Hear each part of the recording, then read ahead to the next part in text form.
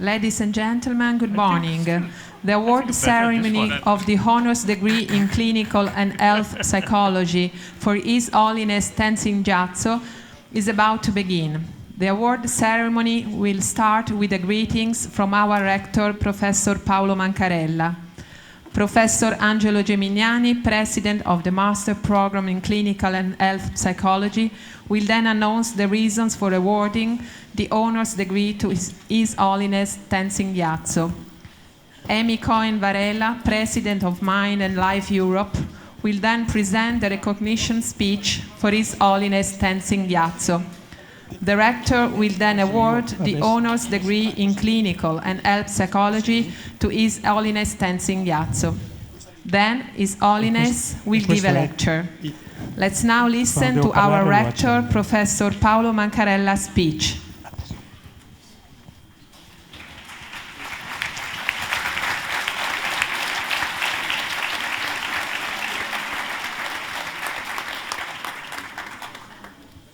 Your Holiness, distinguished authorities, and colleagues, ladies and gentlemen, I'm deeply grateful for your presence here today, but particularly grateful for your presence. Lamo Dondup, or Tenzin Gyatso, should I say. Actually, being His Holiness the 14th reincarnation of the Dalai Lama, from the Yellow Hat School of Tibetan Buddhism, he was born the same days of our university that were founded, as you probably know, in 1343. Well, what I mean is that the man we are about to graduate honoris causa has more or less the same age of the University of Pisa. But he looks much better than we all look for such a ripe old age, isn't it? Congratulations, then.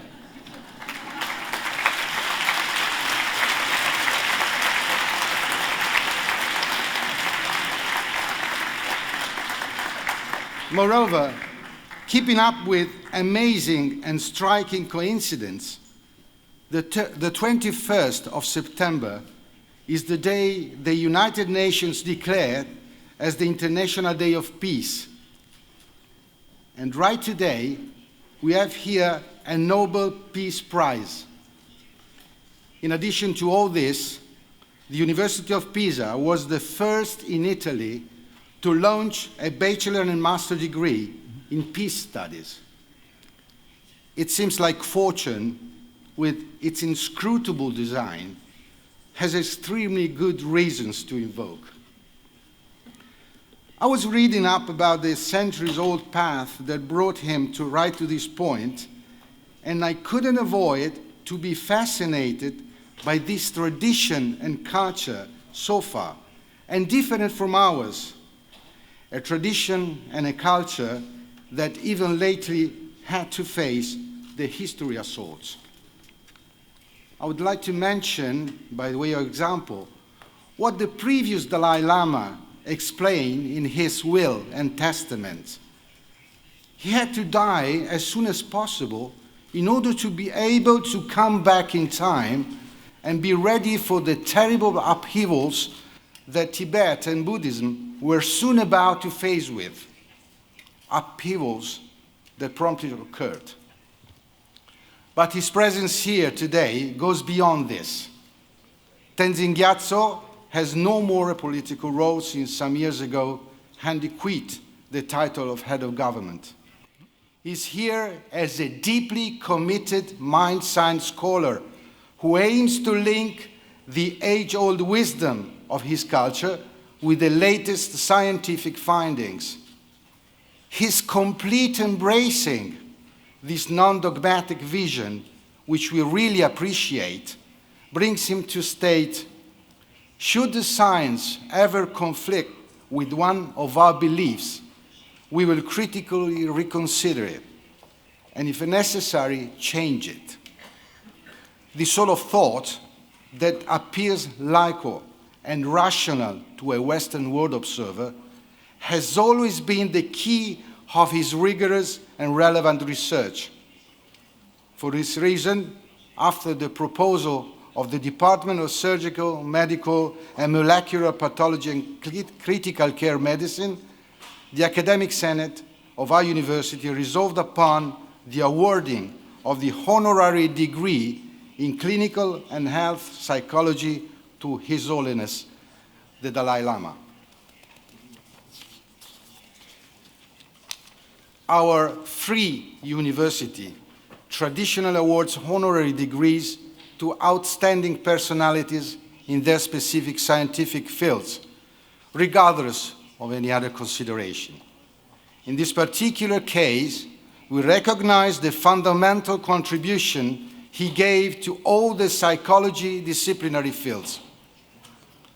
As the conferrer explanatory statement will soon illustrate, the research perfectly integrates into the third wave cognitive behavioral therapies paradigm, significantly contributing to its evolution.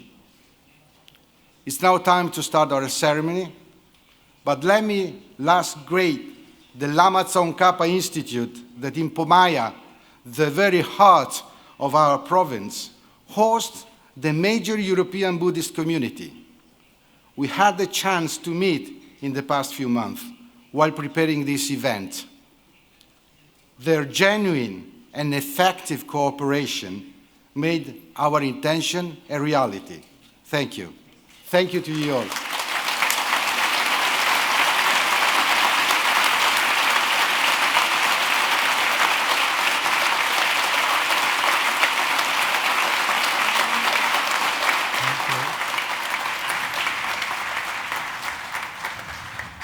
Let's now listen to Professor Angelo Geminiani's speech with the reasons for awarding the honors degree to His Holiness Tenzin Gyatso.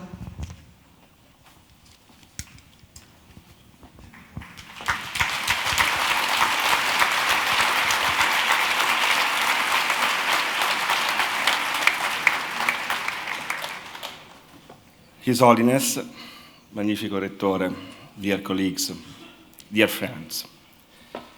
So I'm deeply moved to be here with His Holiness for this honorary degree. And now I start my lecture.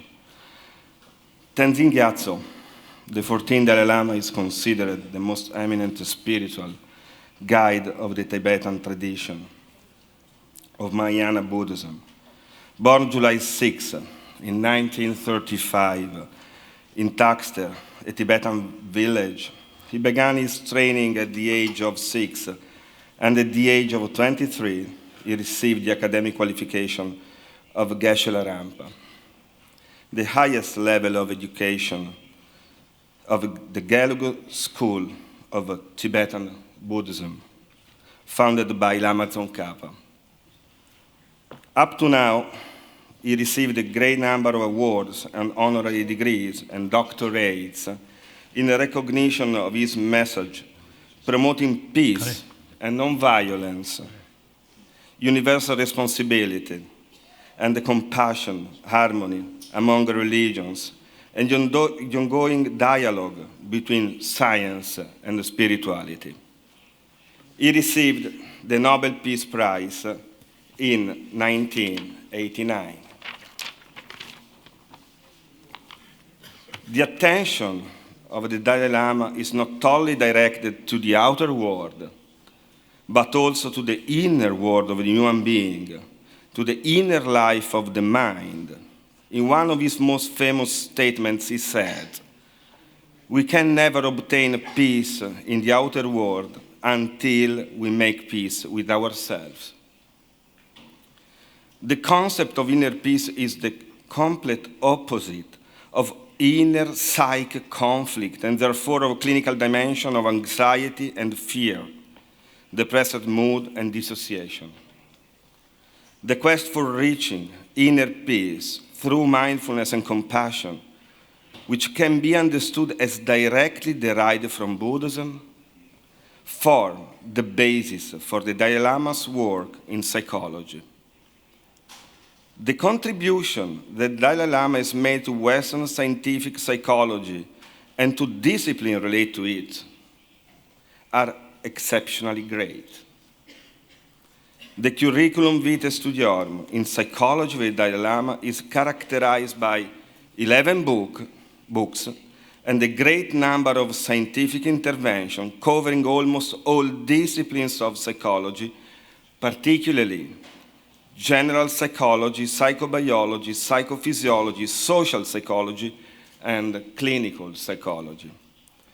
Regarding clinical psychology, the work of the Dalai Lama fits into the recent paradigm of the third wave of cognitive behavior therapy, and significantly contributes to its development with the highest expression in the so-called metta, or loving kindness meditation. In Mahayana Buddhism, compassion represents one of the two main pillars of practice and understanding.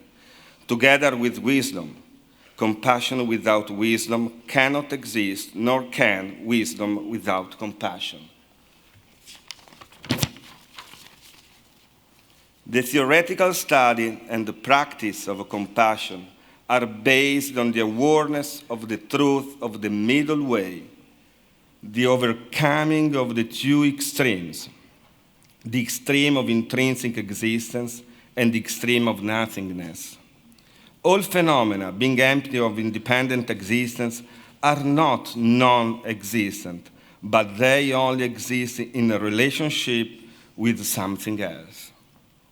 The distinctions that the mind continuously creates as it divides, classifies, reifies reality into categories are illusory and are not to be understood as absolutes.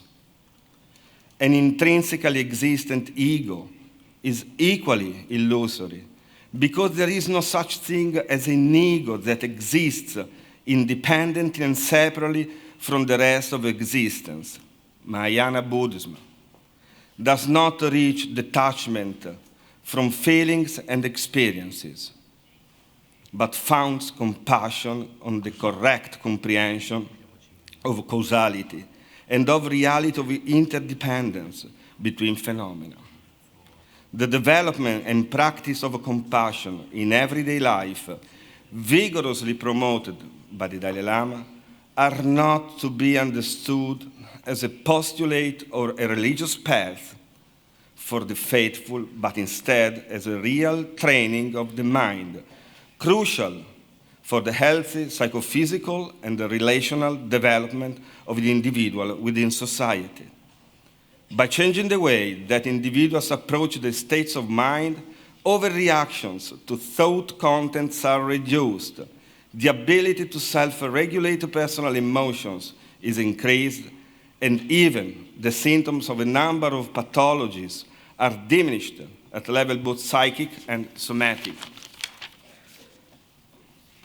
In the Dalai Lama's intervention in the field of psychology, which are aimed at reducing human suffering, he has not allowed himself to be solely by a Buddhist model, but has demonstrated an exceptional openness to knowledge derived from Western scientific psychology through collaborations with distinguished scientists, from Francisco Varela to Daniel Goleman, from Paul Ekman to Richard Davidson, to name but a few.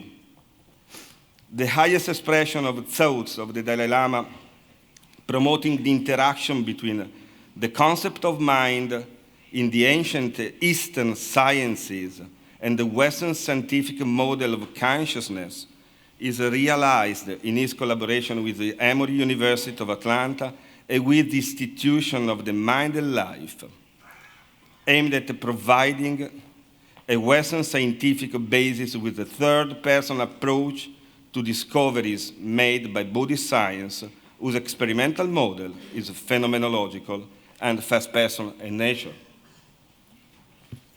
In wider terms, the link between the Dalai Lama and Western science can be fully embraced in his quote. My confidence in venturing into science lies in my basic belief that, as in science so in Buddhism, understanding the nature of reality is perceived by means of critical investigation. If scientific analysis were conclusively to demonstrate certain claims in Buddhism to be false, then we must accept the findings of science and abandon those claims. Taking note of the curriculum and considering the exceptional contribution that Dalai Lama has made to Western psychology as well as to neuroscience, psychotherapy, and many other disciplines derived from psychological thought, the University of Pisa has accepted the proposal for conferring the master's degree honoris causa in clinical and health psychology to Tenzin Gyatso, the 14th Dalai Lama of Tibet.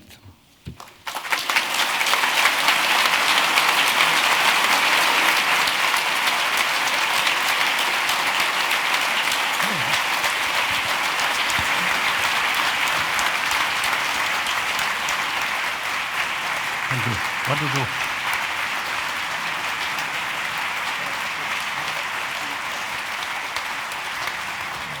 Let's now listen to Amy Cohen Varela recognition speech.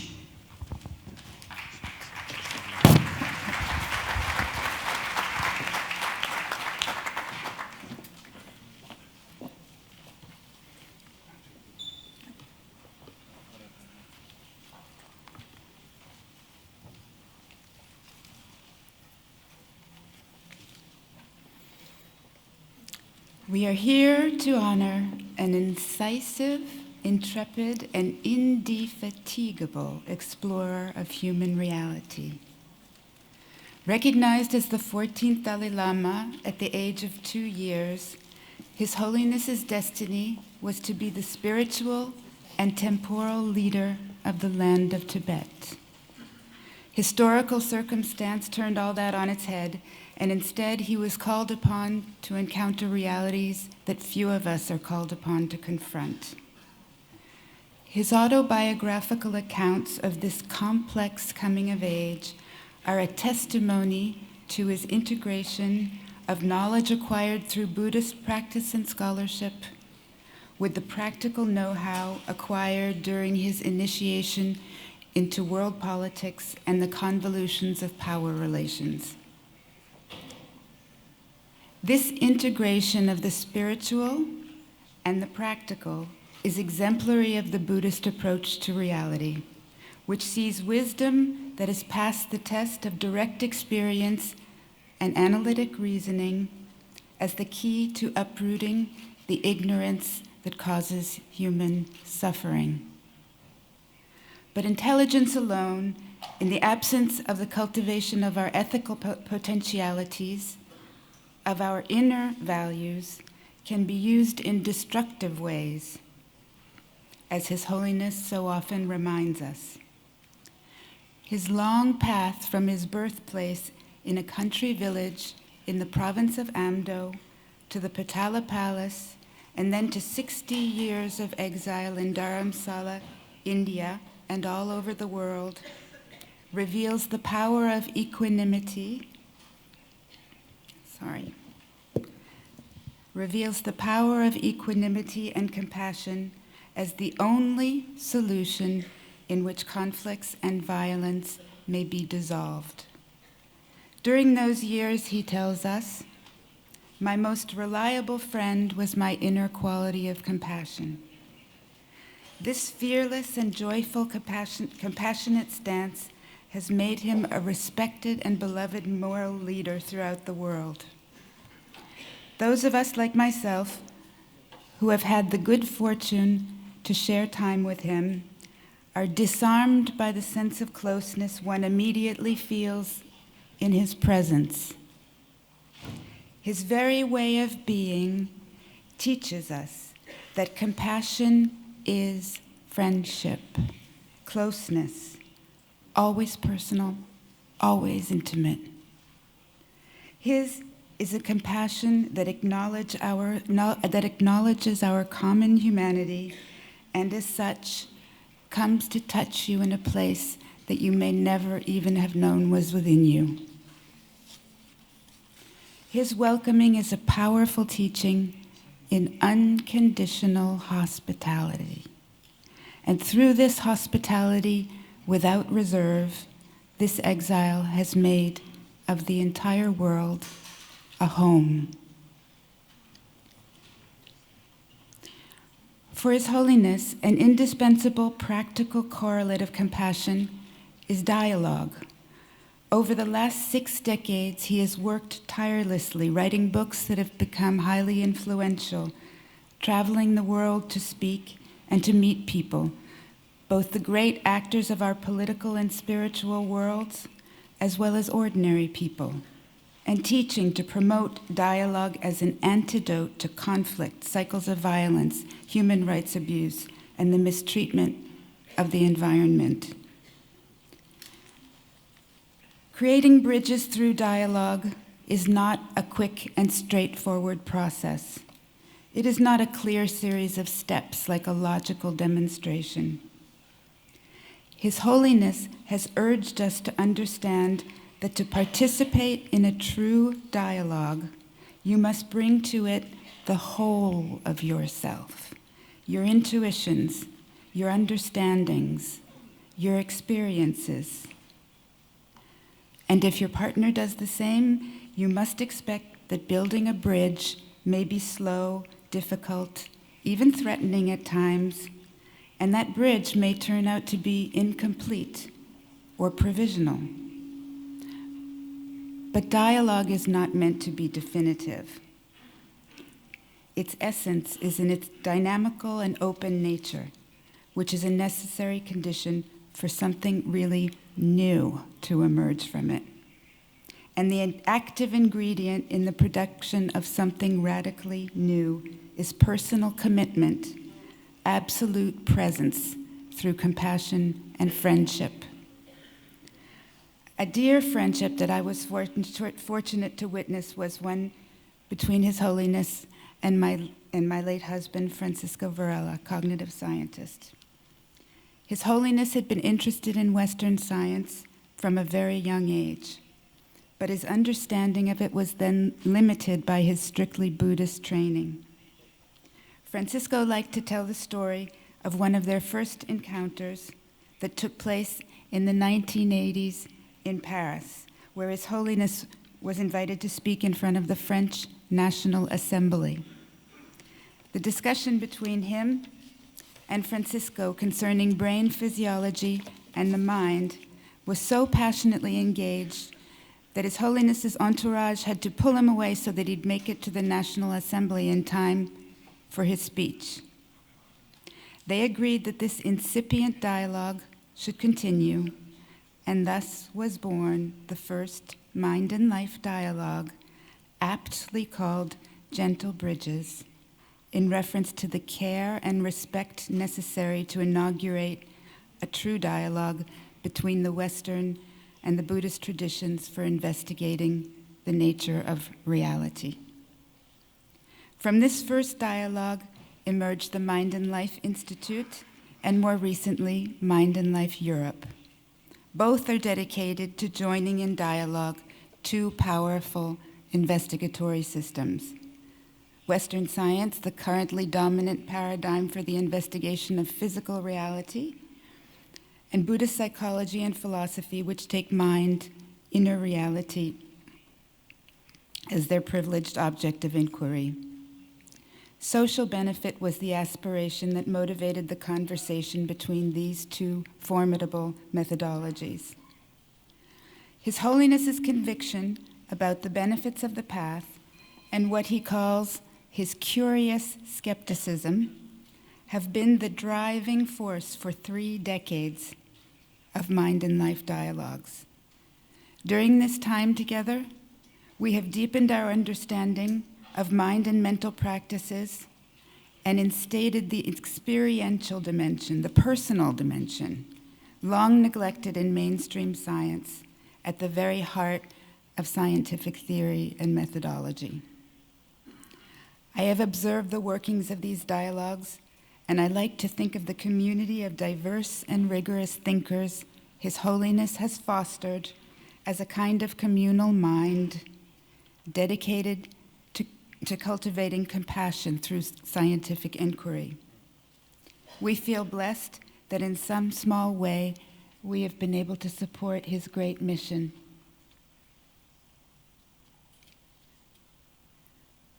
Our host today, the Lama Tsongkhapa Institute and the University of Pisa, with their dedication to mind science, are part of this communal mind. They have generously offered us the occasion to celebrate and symbolically acknowledge a life dedicated to mind science in compassionate action.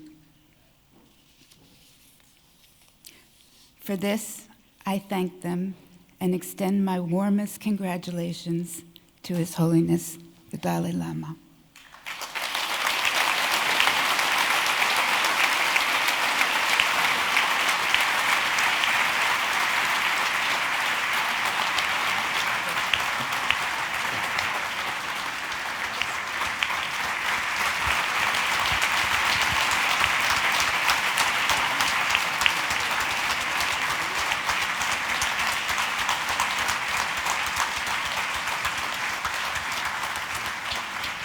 All the academic senate members are kindly invited on stage for the Honoris Degree Award with photo. Thank you.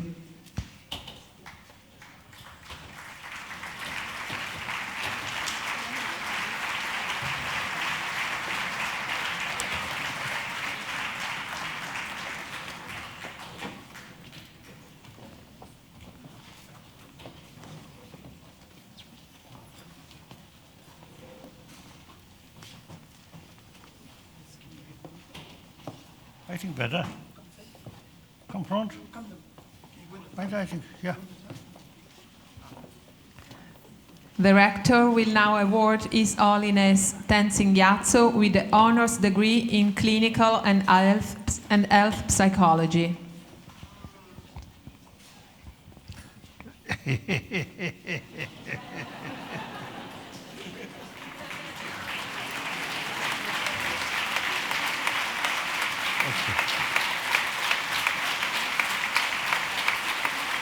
Thank you. Thank you. Thank you. Thank you. This is the symbol of our university for you. Thank you.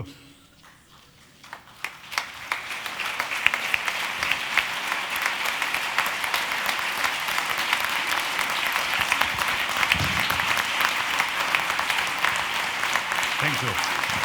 And this is a bag to carry. Huh? That's good. This is a bag to carry all these things.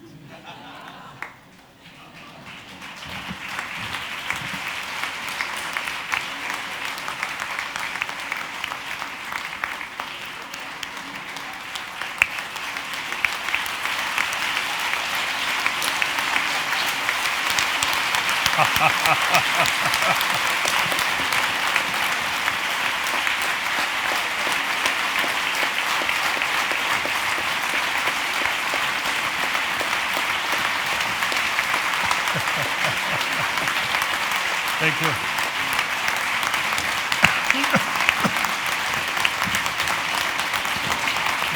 Thank you. Thank you. Thank you. I think thank you. Thank you. Thank you. Thank you. Thank you. That's better.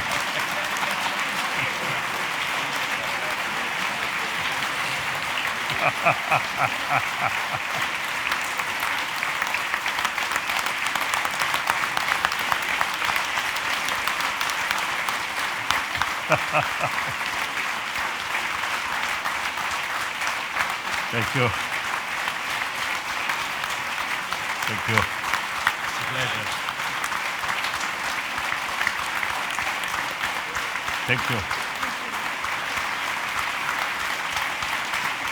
Thank you. Thank you.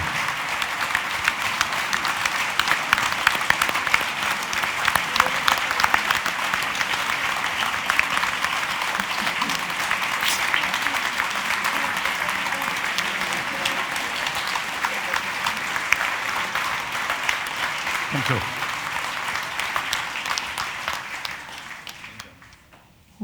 We kindly ask the academic senate members to take their seat again. Thank you.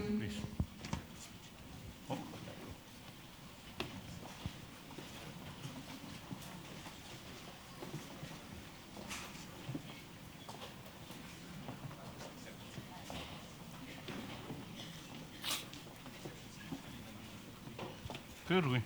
Preaching.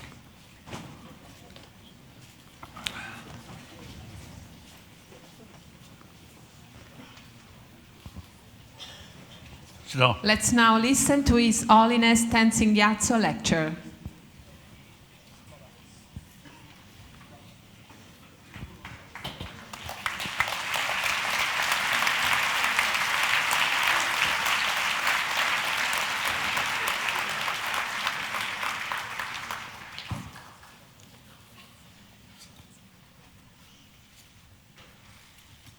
Audience, do you prefer with this hat or without hat?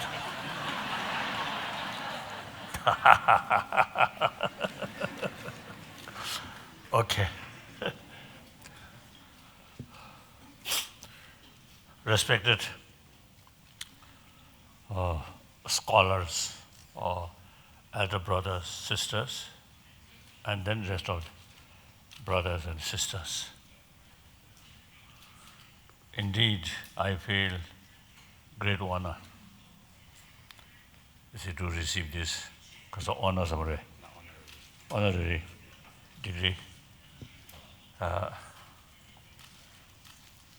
And then also I very much appreciate while the speaker introduced me. And I think some sort of praising. I think some are true, some are a little bit exaggerated.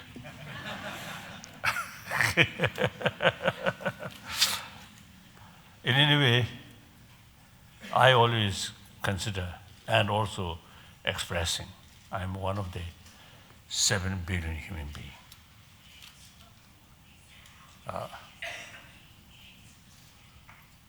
I believe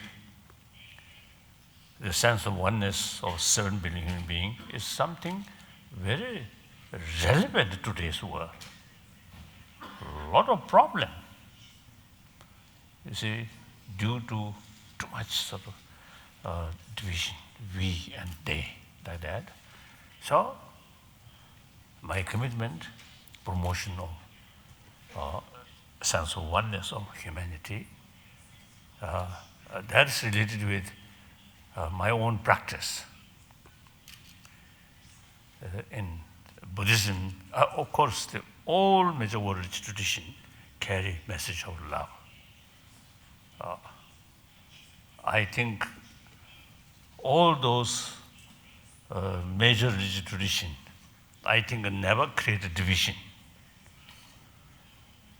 All these major religious traditions, no national boundary, no sort of boundary with color or these things, all talking about humanity. Similarly, the Buddha Dharma also, you see, talking about not only human being, but the entire sentient being. And then the Pali tradition and Sanskrit tradition, on the basis of Pali sort of tradition, the concept love, infinite love, altruism, Sanskrit tradition, say, much sort of they explain how to develop these positive emotion through reasoning, not through prayer, not through faith alone. So I'm a student of their tradition. So firstly, since my childhood, by nature, I have the curiosity. Something here, something see. I always develop the question, how, why? Yeah. Even religious sort of teaching, some sort of point beyond our sort of ability, right, or thinking. But still, I have this sort of curiosity. Why, how? And then look, those people who follow that, check. Sometimes you see people who create a lot of problem in the name of religion, then I feel, better maybe without any religion. Sometimes I feel that. But if you look more seriously, then all major religious traditions carry same message and same potential. The question is individual, whether implement seriously, sincerely. That's the question. Otherwise, all major traditions have the sort of same potential. Now, Nalanda tradition, Buddha himself, you see, told us, oh my follower, monks, scholars, should not accept my teaching out of faith, but rather thorough investigation and experiment.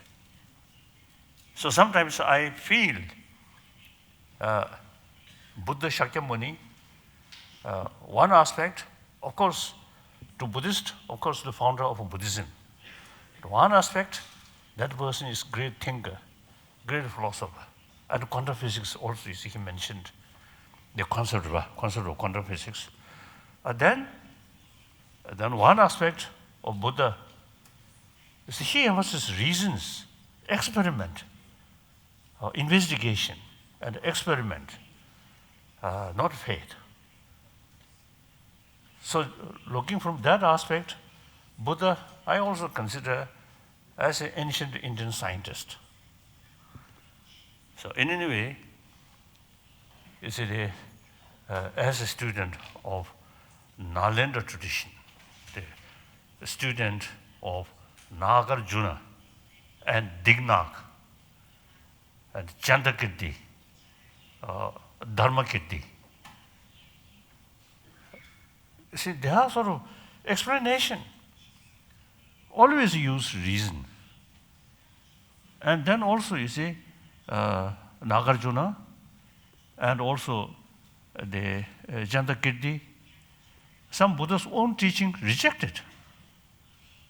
Although Buddha taught this, we cannot accept because this goes against reason. So as a student of that tradition who loves investigation and experiment, so I really admire this sort of scientific research work. So I often used to telling this person, half Buddhist monk, half scientist, as I mentioned yesterday also. Whether you accept or not, this is true. So like that. So, say, this Causa honorary degree gives me some kind of encouragement. Now, 82-year-old person, the most part of my life already gone, but the remaining maybe 15, 20 years, I totally dedicated further work, you see, to promote these things.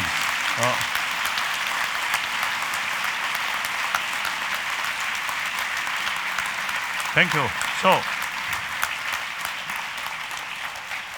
like Nobel Peace Prize announced, then you see some media people came to ask me, my sort of what's the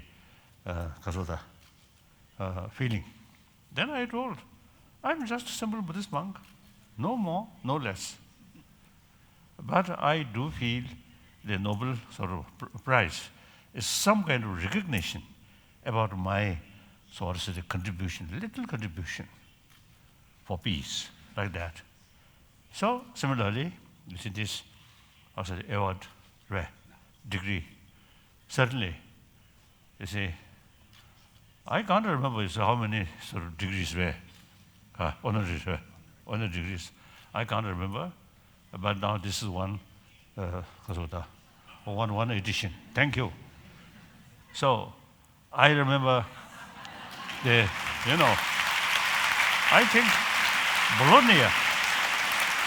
I think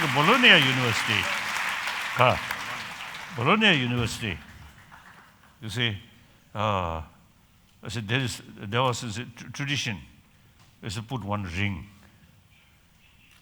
So during this sort of the function, I put that ring out of my respect or appreciation.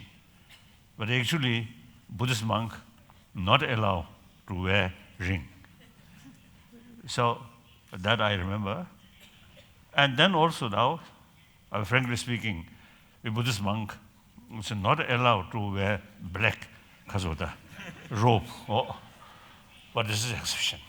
Okay, no problem. I heavily accepted that. Thank you.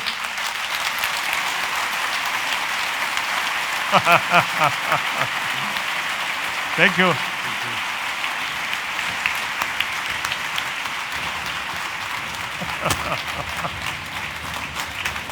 Thank you.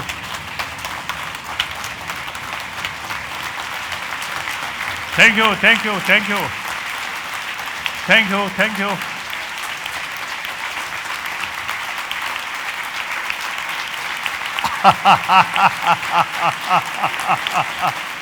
Thank you. Sit down.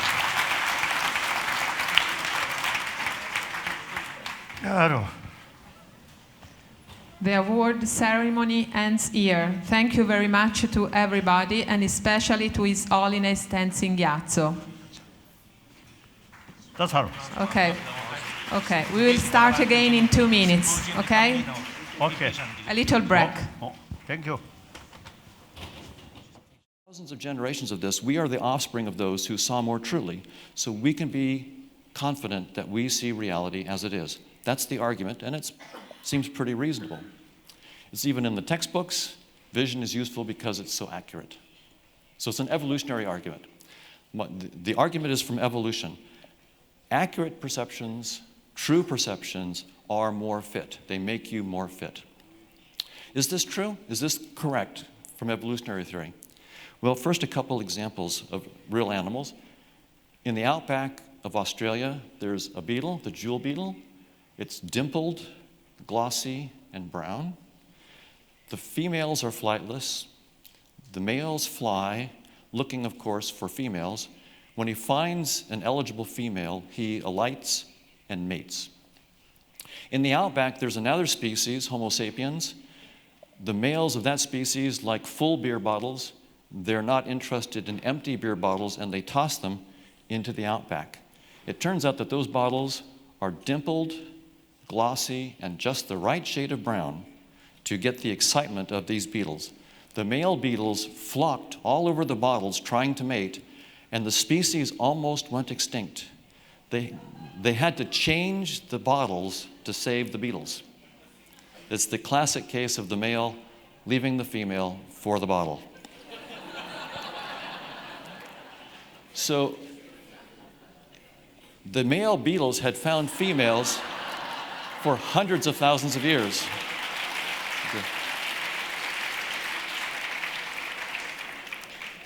You would think that that means that the males truly knew what a female was, but no, they had a simple trick.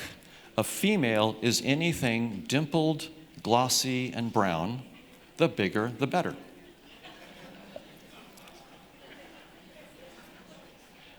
Now you might say, well, beetles, they have tiny brains, but surely not mammals. And I won't dwell on this, but you get the idea. Okay, so even mammals can have this. So this is a technical question. Does natural selection favor perceptions that are accurate, that show us reality as it is? This is a technical question. There's equations of mathematics for evolution, evolutionary game theory, and they depend on one thing, fitness. And I want to mention fitness. What is the fitness effects of this steak on a lion? Well, if it's a hungry lion and he's looking to eat, a steak can offer him lots of fitness. If that lion is full and wanting to mate, the steak offers him no help. And for a rabbit in any condition and for any action, the steak offers no fitness points. And so the idea of fitness is fitness depends on objective reality, whatever it is, but also on the organism, its state, and the action. So fitness is the central thing. The idea of evolution is it's like a video game. You're about going around trying to collect as many fitness points, get as many fitness points as possible to pass on your genes to the next generation. So we ran simulations to test this question. Do organisms that see reality as it is have a competitive advantage over those who don't, who are just tuned to fitness? And what we found in our simulations of hundreds of thousands of worlds, that organisms that see reality as it is go extinct. Organisms that see none of reality and are just tuned to the fitness functions actually survive and thrive.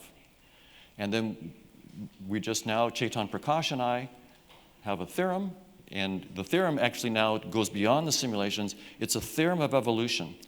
Natural selection does not favor true perceptions. It will drive them to extinction. So that is quite a shock. What does it mean? So perception of reality goes extinct.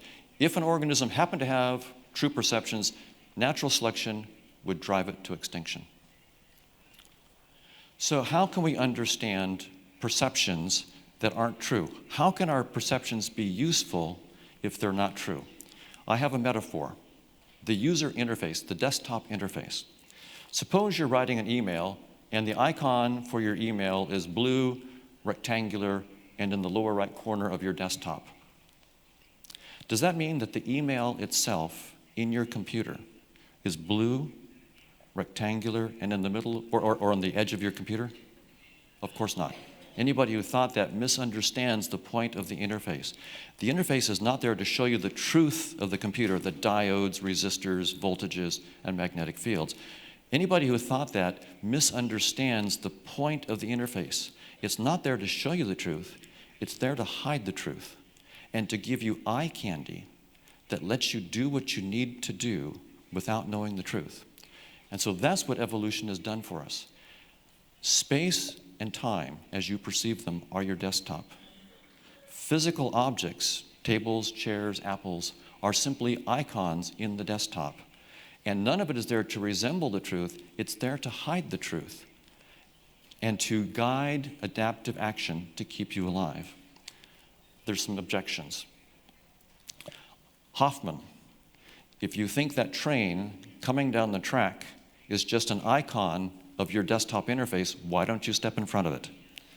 And after you're dead, and your theory with you, we'll know that the train was real. Now, I wouldn't step in front of the train for the same reason I wouldn't carelessly drag that icon to the trash.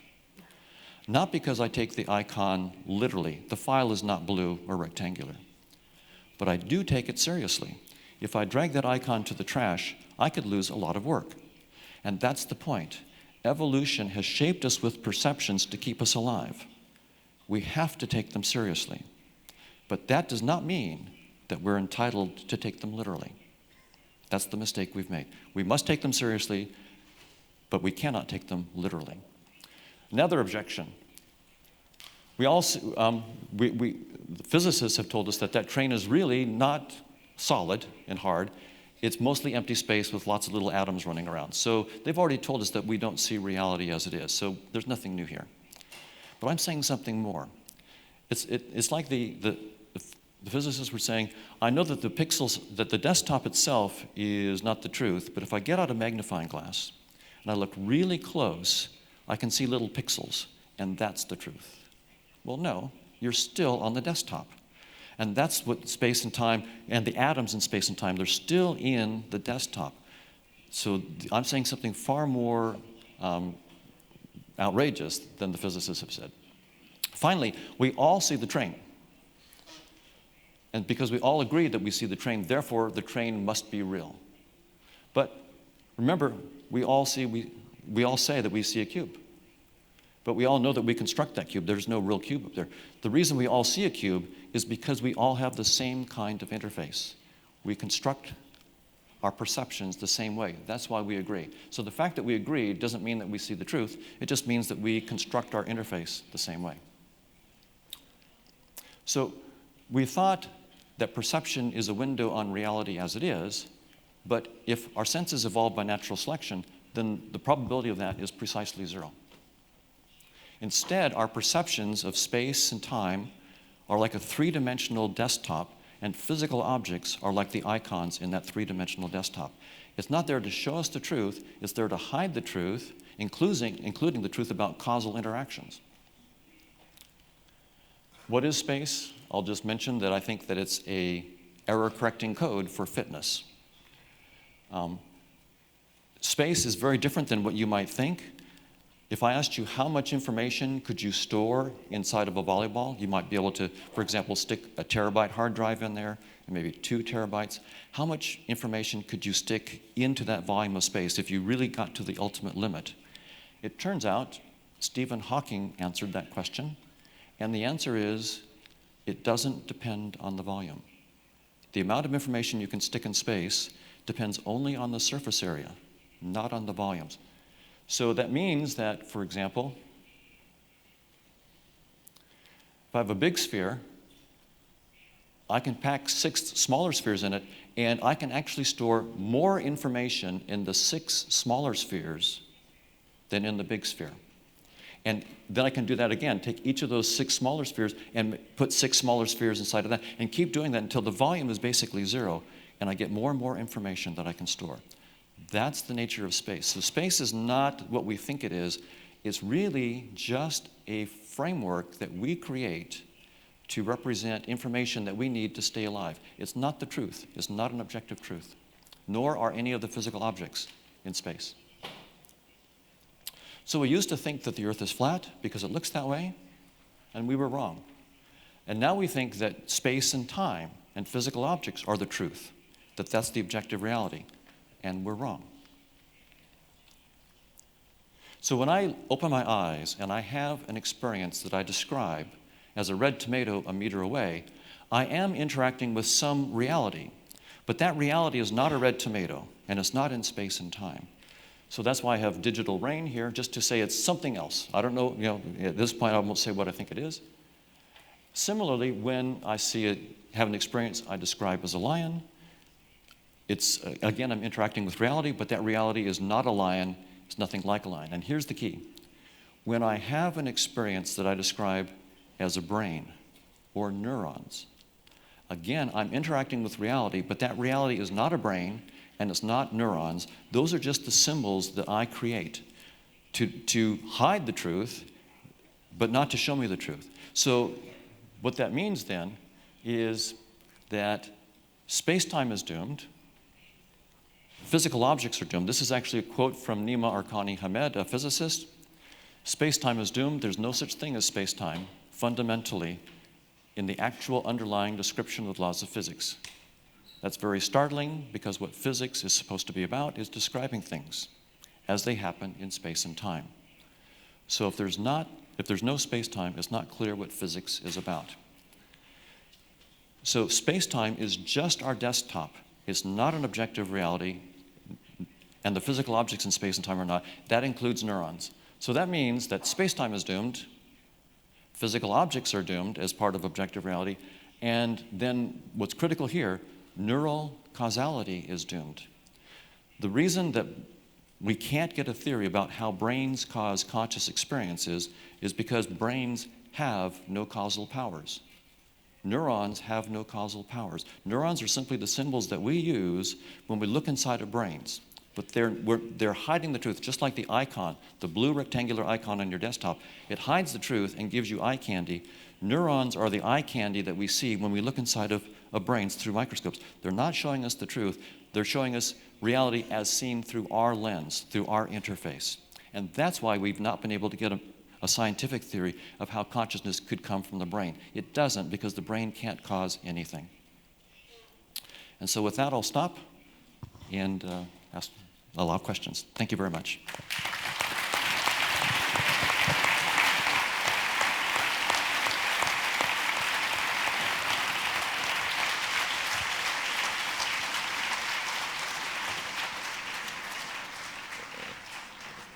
Thank you very much, Don, for this excellent and, I would say, very provocative presentation. Now I would like to ask His Holiness if he wants to comment and he has specific questions to the speaker.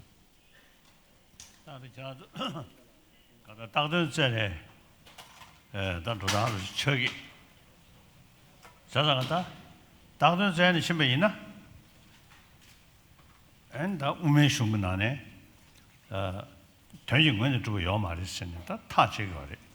랑시지 못 주고 랑생이 못 주고.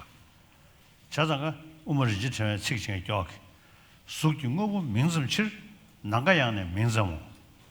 중민수도 가라시. 대신 민심 얘기하면 다들 자가 가야냐. 수주가.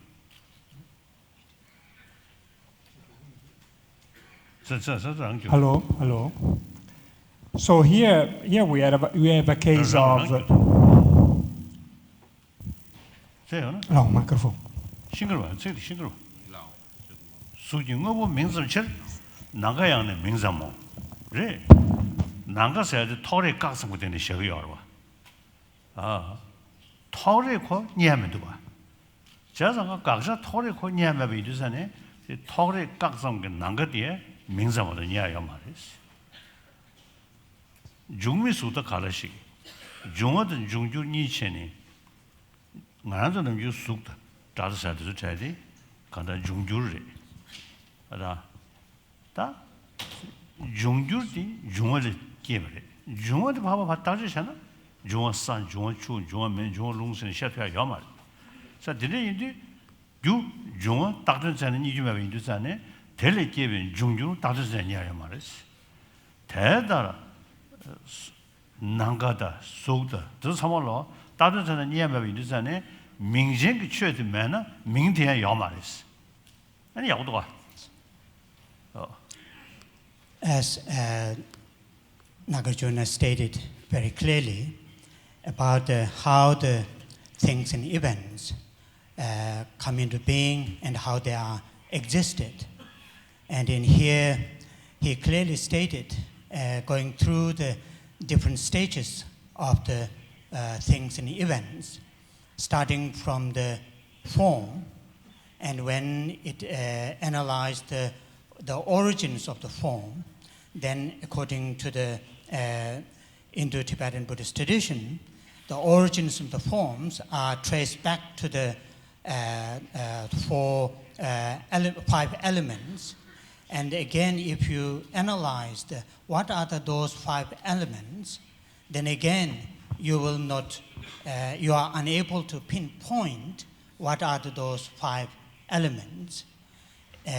Same as if you look at the space, when you analyze what is space, then again through the analysis you cannot be pinpoint saying this is the space.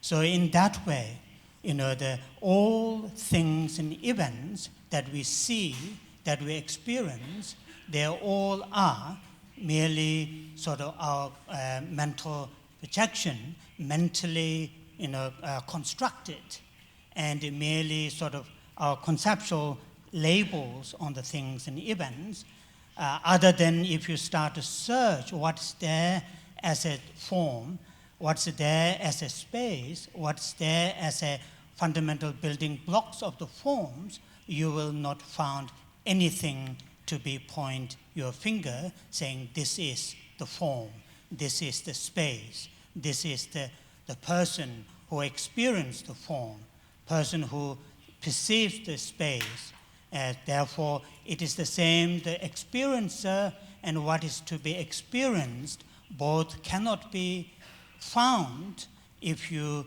thoroughly analyze. That doesn't mean they do not exist. That's the clear sign of they do not exist from their own right, in and of themselves. It is very much through the, the mental interaction with the things and events. So, now here is truth, concept of truth. The Indian tradition, Buddhism, non-Buddhism, all have the concept of truth. That means if you investigate the reality, we can't find. So that is ultimate truth.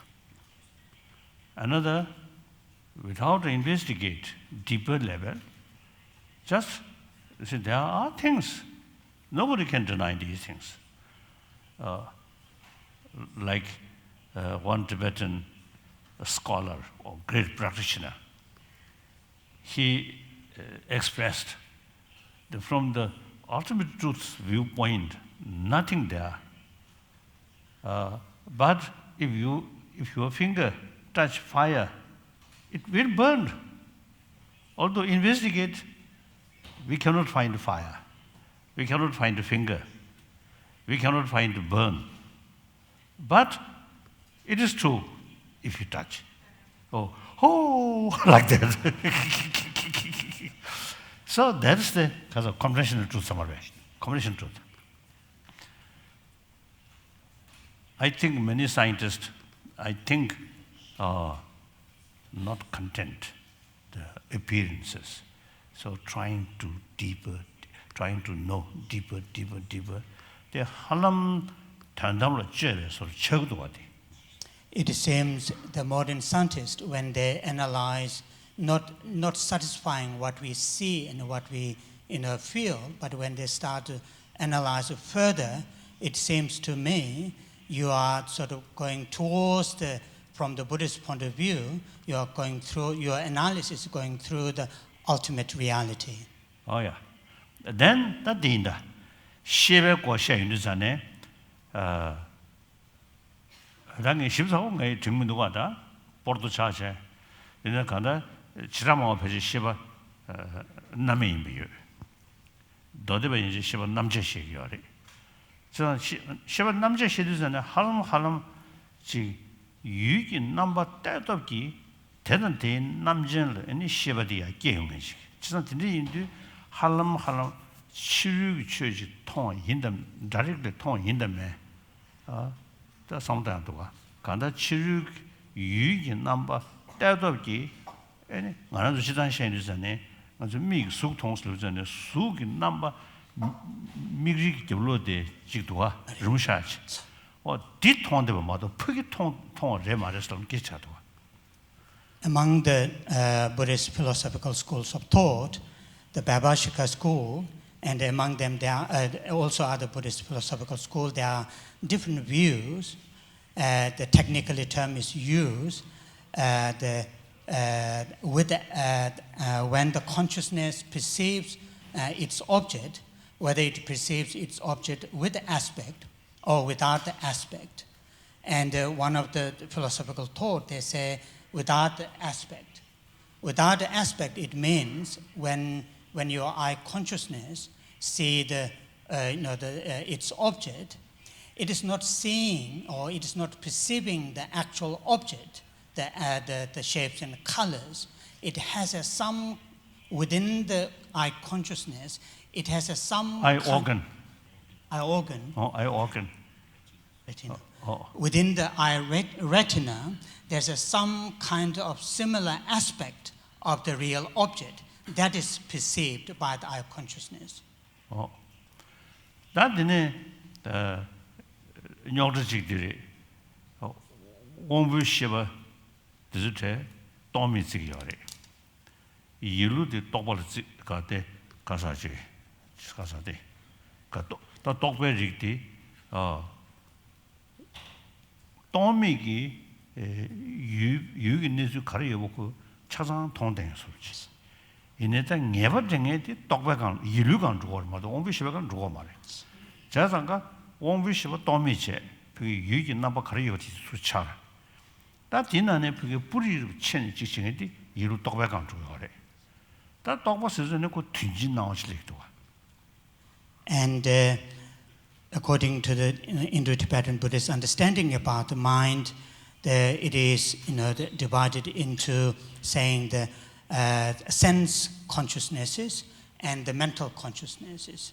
And most of the sense consciousnesses are called direct perception or the perception.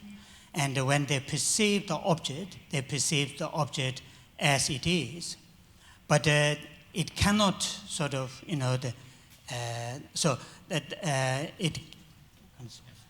it cannot ascertain as it is. Although it perceives the things, but it cannot ascertain as the object.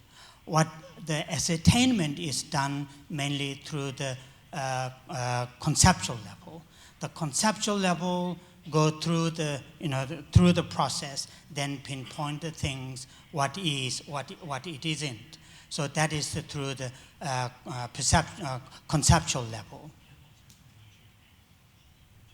Yeah. And the conceptual when the conceptual perceives its object, it is perceives its object through the technical term is called the general image or representation. It can be called. 다른 되게 추배과 시도와 추시 계시지 시도와 다 땡아서 가자다 추유 유를 봐. 추유 딱게 원불을 봐. 추유 대마타게 봐. 뭔고 시도와.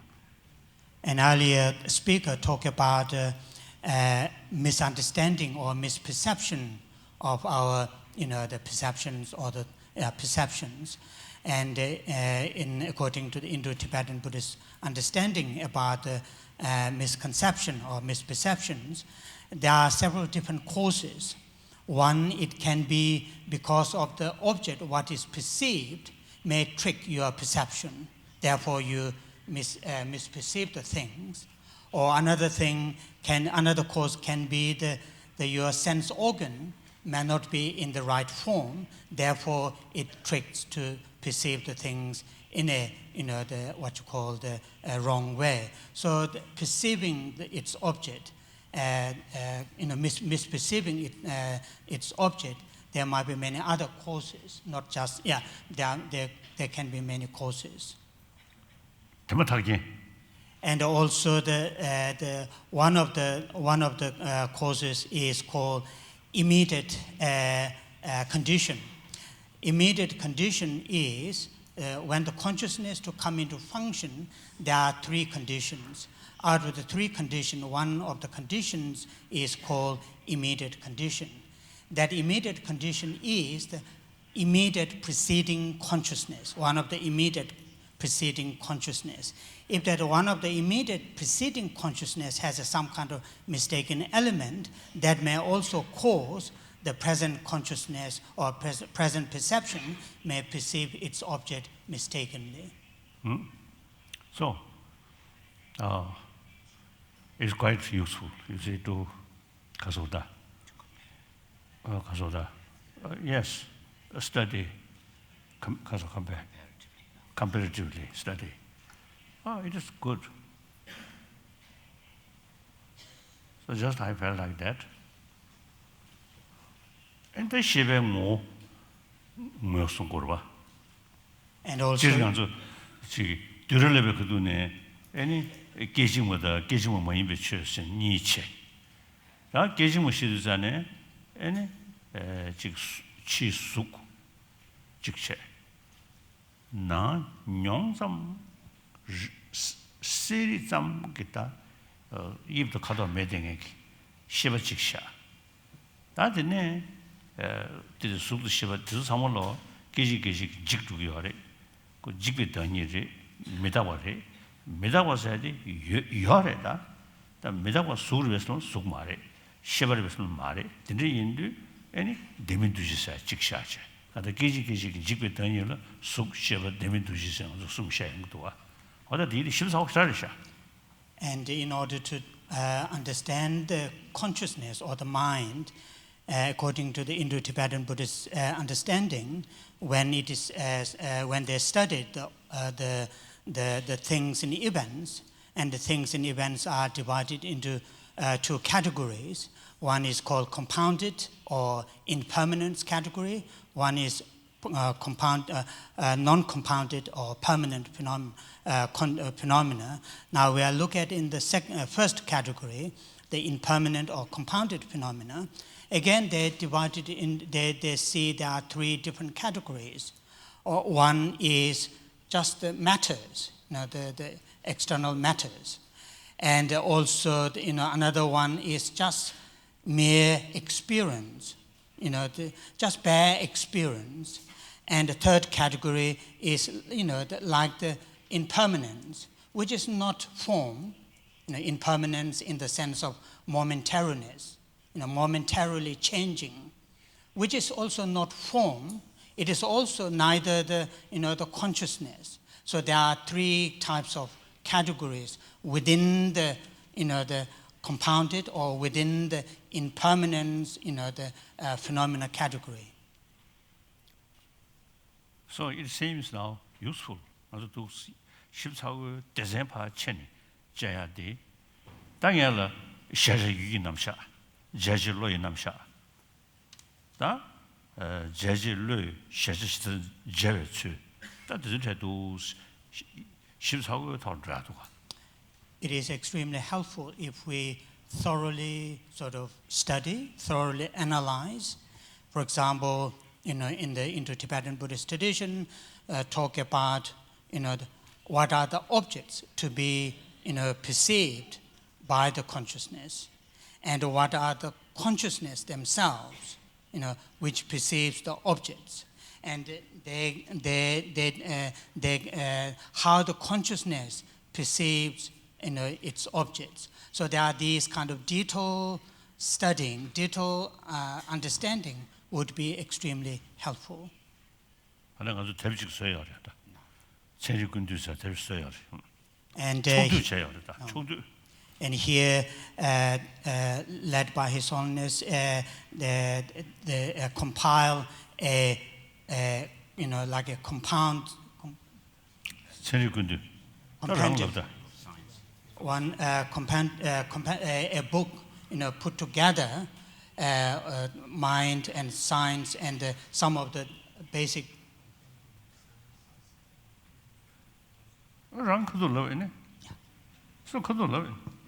So His Holiness is talking about a work that he has commissioned that is called the Compendium of Sciences and Knowledges of the Ancient Indian Knowledge, which has been published in Tibetan and now is going to be published also in English and in Italian in January. Like that. So? Oh. So that's all? Yes? Great.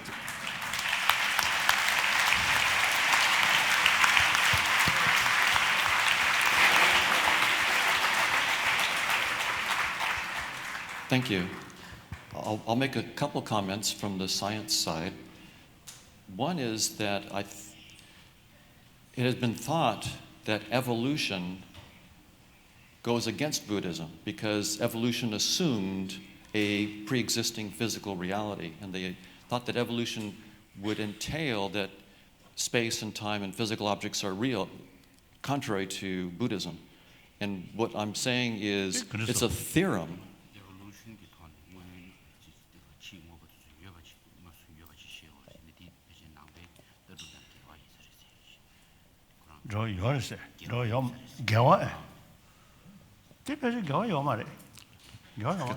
That it's a theorem. Absolutely, there's no contradiction. What I'm saying is that they used to think there's a contradiction. Most of my colleagues still think there's a contradiction. But this theorem shows that there's not a contradiction, that evolution actually says that space and time and physical objects are only our constructs and they're not the reality. But I would also say that This is not because our senses are mistaken. It's not because our senses have a problem. Evolution shaped us with senses to keep us alive, not to show us the truth. So when they don't show us the truth and they keep us alive, they're doing what they're supposed to do. So it's not a mistake. It's just that we were mistaken about what we thought the senses had evolved to do. Now, evolution, I think mainly physical level. So now, consciousness, sensorial level, and mental consciousness. I think sensorial level, I think since eye organs or brains and these changing, so the sensorial level consciousness, I think change. Now this, I should bring another sort of the concept. Consciousness, there are different levels. The sensorial consciousness, sensorial level consciousness, you see, very gross way. Oh. Then, dream time, no sensorial consciousness function active, but consciousness still there, or mind still there. Then deep sleep without dream, another level of mind. Or I don't know, consciousness or mind, I don't know. Namji the conscious, the unconscious.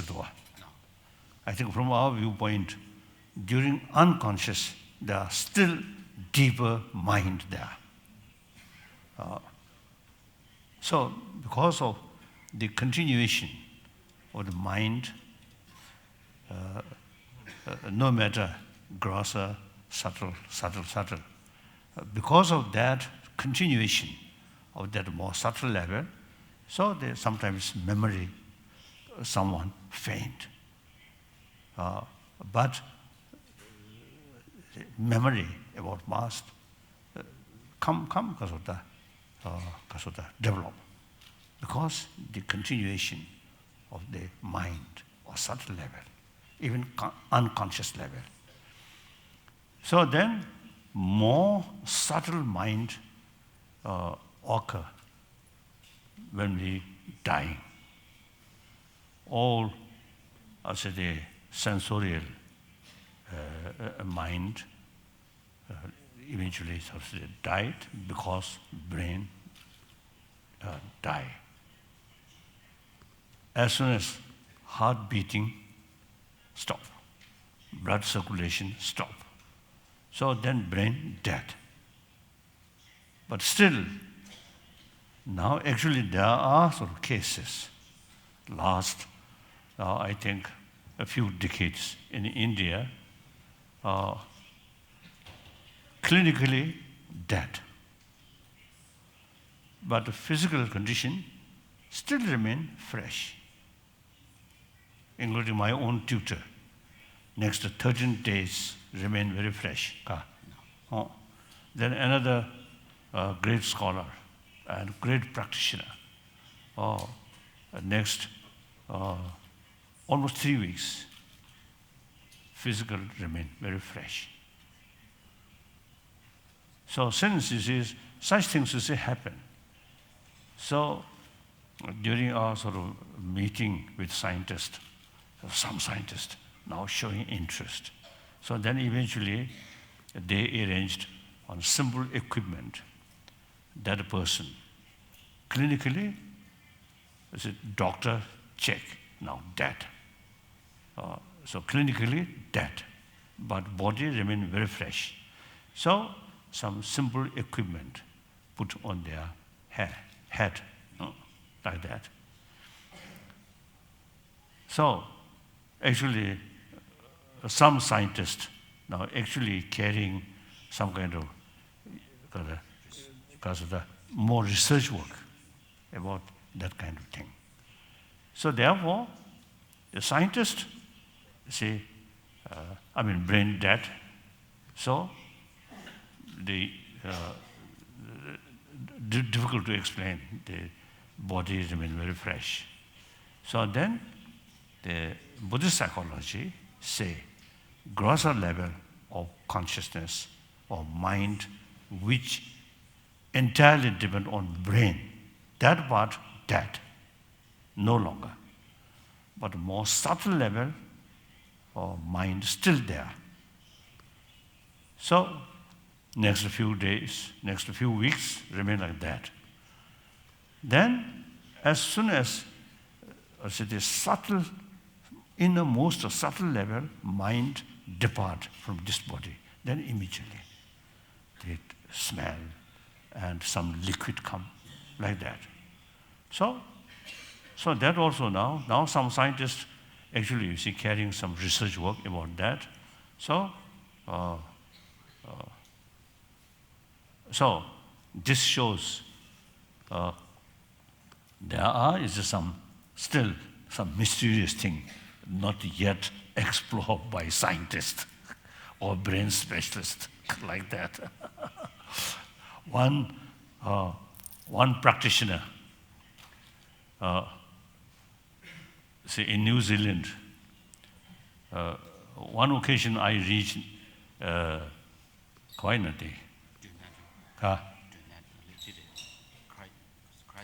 Christchurch, yes, Christchurch. When I reached there, one practitioner, one monk, he already dead 4 days already, since he's dead 4 days. So I reached there. Then they told me, oh, that body remained very fresh and die in hospital. So they usually, you see, the dead body removed from hospital. But in this case, the authority or doctors, is concerned people, check. Oh, actually dead, but still remain very fresh. So, okay, remain in the hospital. They got the permission, like that. So then that very night, fourth night, you see, next morning they found his left hand, you see, move and holding the right hand, one finger, like that, holding. So later, that even Buddhist also, you see, difficult to explain. So when consciousness or mind which depend on brain completely cease, then physical movement difficult to explain. But this case, physical movement come. Then I asked them, oh, poor Kasat, pity, you should keep a camera. How is his hand move? Or ghost put that, so like that. So these are new phenomena. So the only sort of explanation is subtle mind there.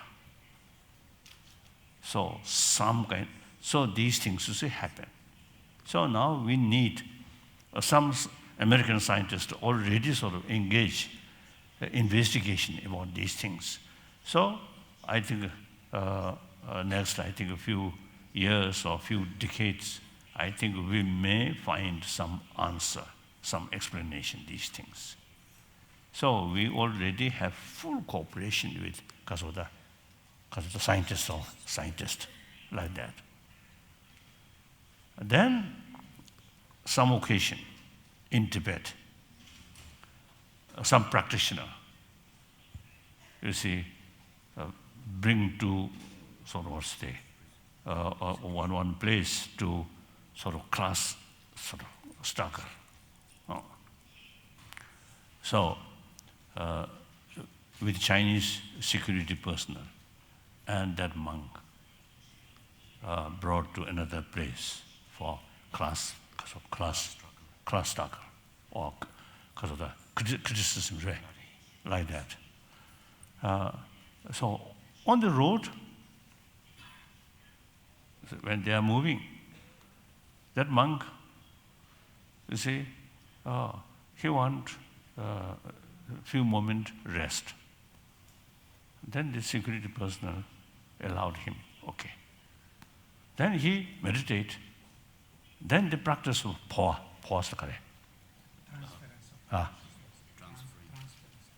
transference of consciousness. So like that. And here I think the practice of like that. I think then few sound, then passed away. That's, you see, through meditation. Of course, you need more training. The experienced person, you see, can can separate this physical and a subtle mind. So as soon as the subtle mind depart, then this body becomes dead. So these things happen. So still, to the scientist, a very mysterious thing. You have to sort of carry further investigation with the full cooperation with people who have some knowledge about these things. So therefore, I consider dialogue with modern scientists, I feel very useful, very important. In the digital area. Oh, okay. Now, okay. So, now too much. Okay, I think Professor Hoffman wanted just a very short final reply. Okay. One implication of this idea of the interface can be seen for life and death in the following way. Suppose you go with some friends to a virtual reality arcade, and you put on helmets and bodysuits, and you're playing volleyball, virtual volleyball, a net, sand, palm trees. And you're playing for a while, and then one of your friends gets thirsty. They take off their helmet and bodysuit to go get a drink of water. Their avatar in the virtual reality collapses on the sand, and they look dead.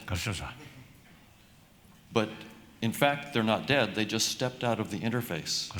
So if space and time is just our interface, then it opens up scientific possibilities about what life might be outside of the interface. And so there could be a convergence between Buddhism and science in this regard as well.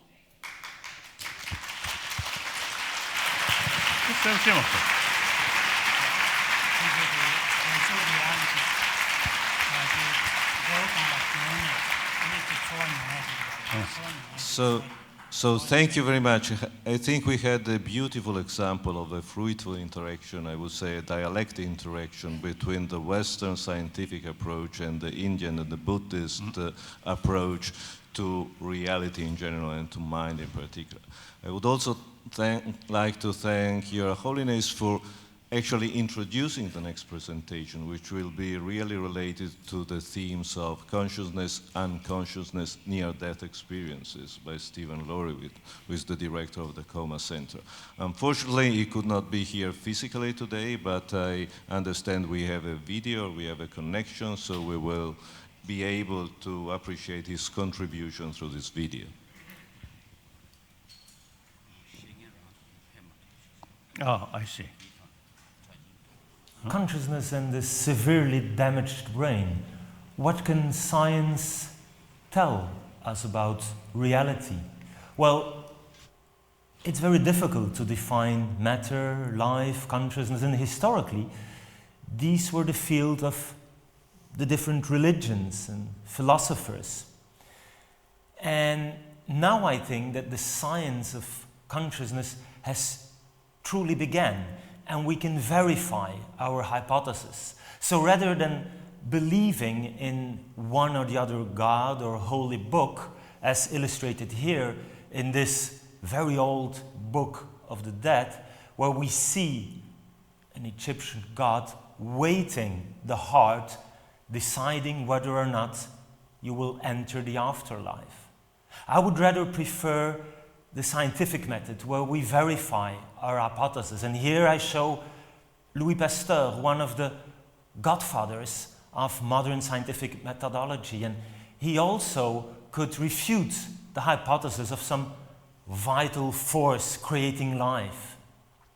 Why not try to do the same for a better understanding of consciousness, the mind?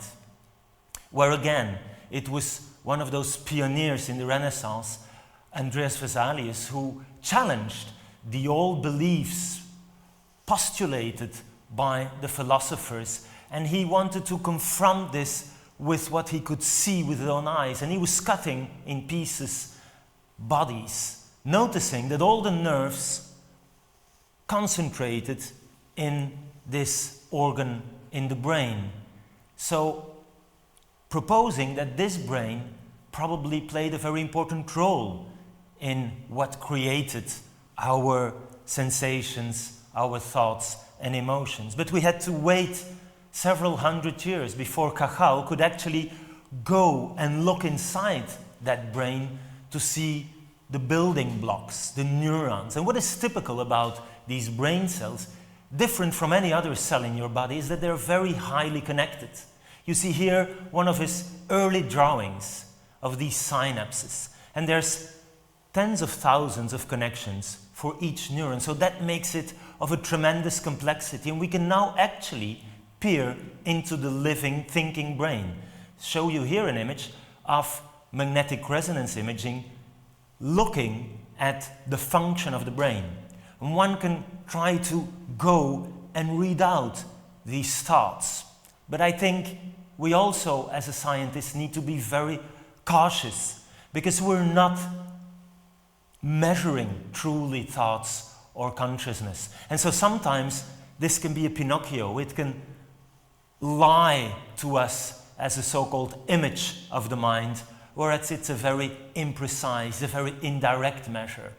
So let's not be too arrogant here. I think at present, when we try to answer the question whether science can explain consciousness, I think the answer is clearly no. We can do a lot to try and bridge the phenomenology of what one perceives and thinks and our emotions and what one can measure in terms of chemicals, in terms of brain activity with all these modern machines, but still, we still somehow fail to bridge the gap between mind and matter. There's still some kind of miracle needed, and as a scientist, of course, we don't like miracles. We want to truly understand, to have a theory that has explanatory power, that has predictive power. And the field is quite particular. One could ask whether consciousness is matter. Well, maybe, but I think that consciousness definitely does matter. And so we should study it more intensively than we've been doing. We've considered it as too difficult. And this is not good for science, to kind of create these taboos. It's a difficult field. Also, for many years, I asked participants to scientific meetings such as this about participants' own beliefs about consciousness and the brain. And as you can see here, religion, our philosophical convictions, play a major role. And we see on the graph that many of the participants said, yes, I do think that mind and brain are two separate things. And we have difficulty to accept somehow the current neuroscientific stand that the mind is fundamentally physical. That maybe there is no spiritual part of us that survives death, and that maybe there is no soul. But these are tremendously complicated questions where, again, I think we shouldn't be too arrogant. As long as we have no theory that truly explains consciousness, we should remain curious with an open mind, not having any dogmatic point of view that consciousness should be this or that brain activity, or that consciousness should be outside of the brain, should be cosmic. Just keep the question open and try to confront our current beliefs and truths with observations, verification. And that's wonderful about the book of science. It's permanently being rewritten. And of course, for me, as a neurologist working in intensive care and neuro rehab, consciousness matters a lot. It matters when you're losing it, when you're after a traumatic brain injury or bleeding in the brain, surviving a cardiac arrest, no longer conscious, when you're comatose. And then, as a physician, I'm supposed to know what I mean when I say he's unconscious, he's comatose. But how do I truly know? Because consciousness, per definition, is a subjective first-person experience. So I think that despite all the difficulties, we can and we should use these modern technologies to go and measure, by all possible means, what's happening in our body, in our brain.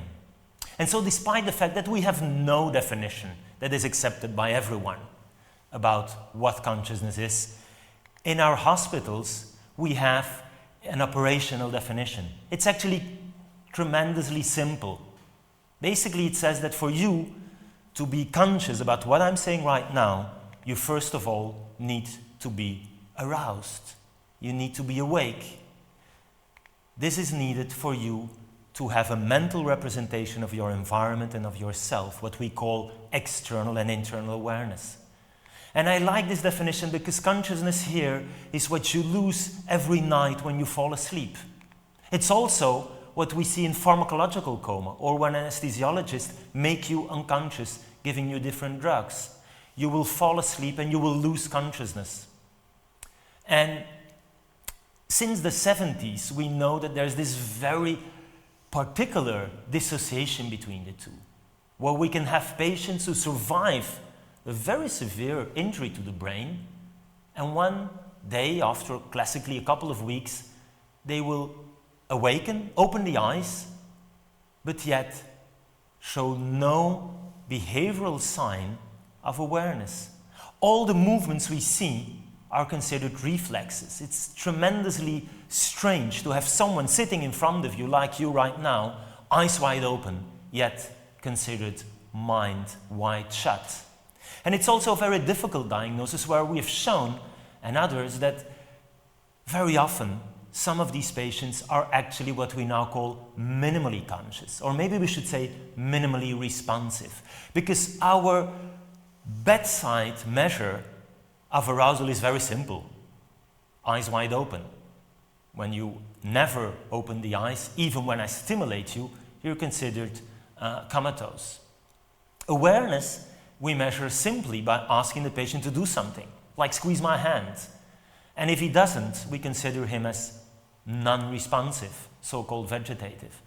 But it's not because you don't move that you're necessarily unconscious. Consciousness and unresponsiveness are two different things. And this is well explained or well illustrated in the case of locked-in syndrome. These are patients who survive their coma but are fully paralyzed. They can only communicate through small movements of the eyes. Another way to look at it is shown in this graph, where you have arousal that decreases every night when you fall asleep up to the point during deep sleep you lose awareness. Dreaming is a notorious exception, illustrating how difficult it can be for me as an outside examinator to really measure what's going on in your mind, because it looks like you're unconscious, asleep, and yet you can have, during rapid eye movement sleep when dreaming occurs, these very vivid subjective experiences. Lucid dreaming is even more impressive as an example. In coma set are patients who will never open the eyes, even when we stimulate them. The same for pharmacological coma. And then these patients who survive, open the eyes, but remain without any motor sign of awareness, called vegetative. I don't like this term. I prefer to talk about unresponsive wakefulness, because that's actually what we see. And there are some other examples in neurology, such as absence seizures or sleepwalking. Also, these people can show signs of motor activity, but they don't respond to simple commands. They don't show the clinical test of awareness. Minimally conscious actually depends on the understanding of language. When I ask you to squeeze my hand, maybe you don't do it just because you don't understand the question. So this is very difficult with consciousness, because we have many, many confounding factors. Motor paralysis, but also understanding of language. So we see this relationship between wakefulness and arousal versus awareness. And when wakefulness goes down, classically, awareness goes down.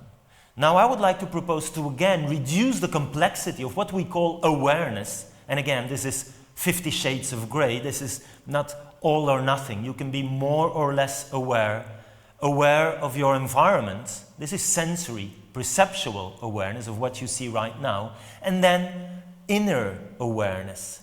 This is this kind of daydreaming, the little voice talking to yourself right now.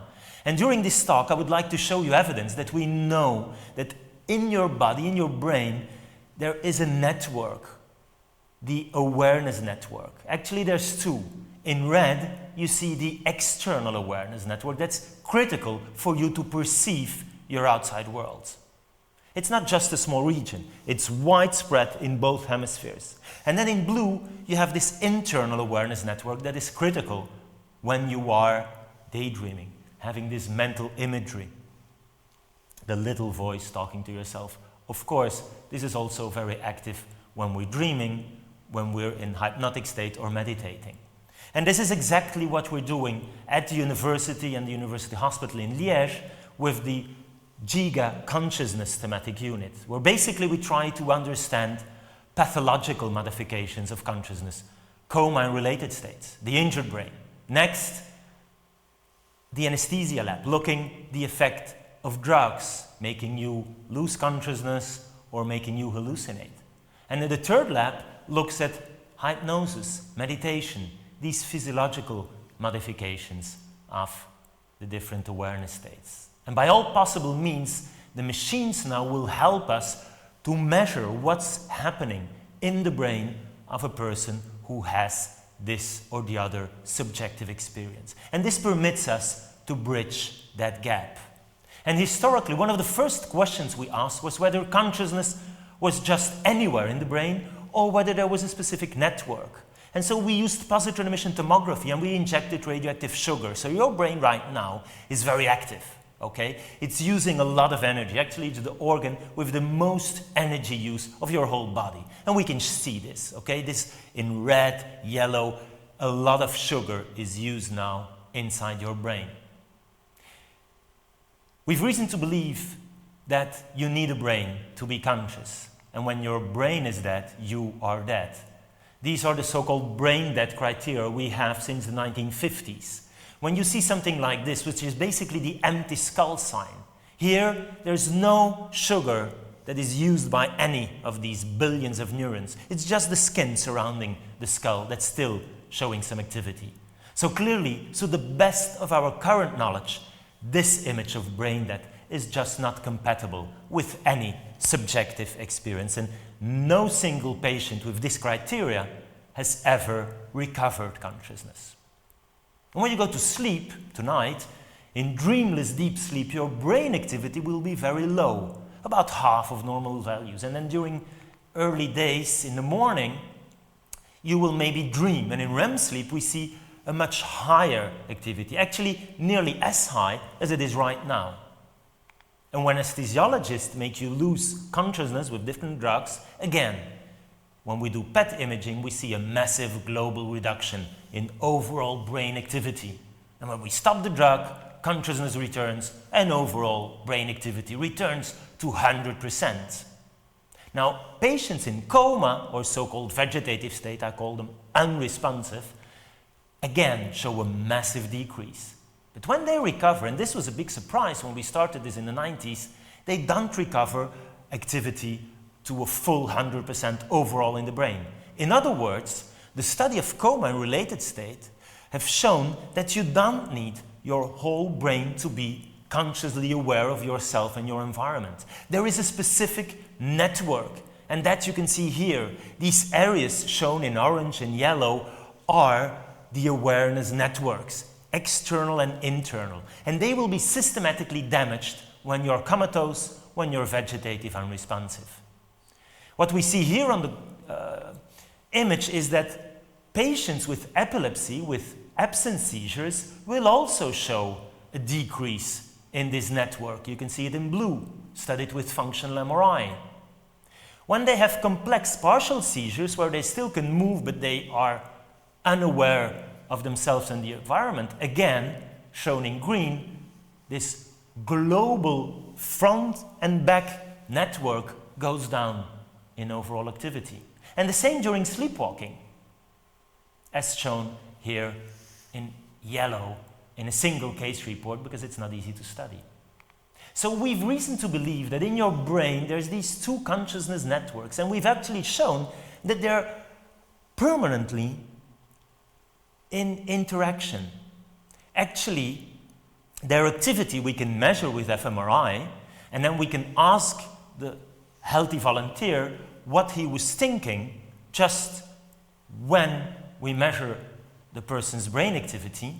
And you see here that when the person says, well, I was more aware of sensory, like what I was hearing, seeing in the scan, we see in red this frontal and parietal areas.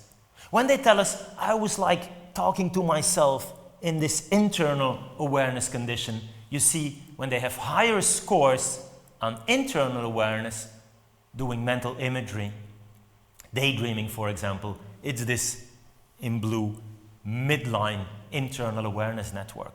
And what we see here is that they tend to switch these networks about every 20 seconds. They go from one to the other. And also our thoughts are moving from one to the other. Sometimes your neighbor is making such a lot of noise that it's impossible for you to concentrate, to be absorbed in these internal thoughts. And sometimes the opposite occurs. You're thinking about something specific and you will just not notice what's happening around you. So you have this competition between these two networks, these two modes of awareness.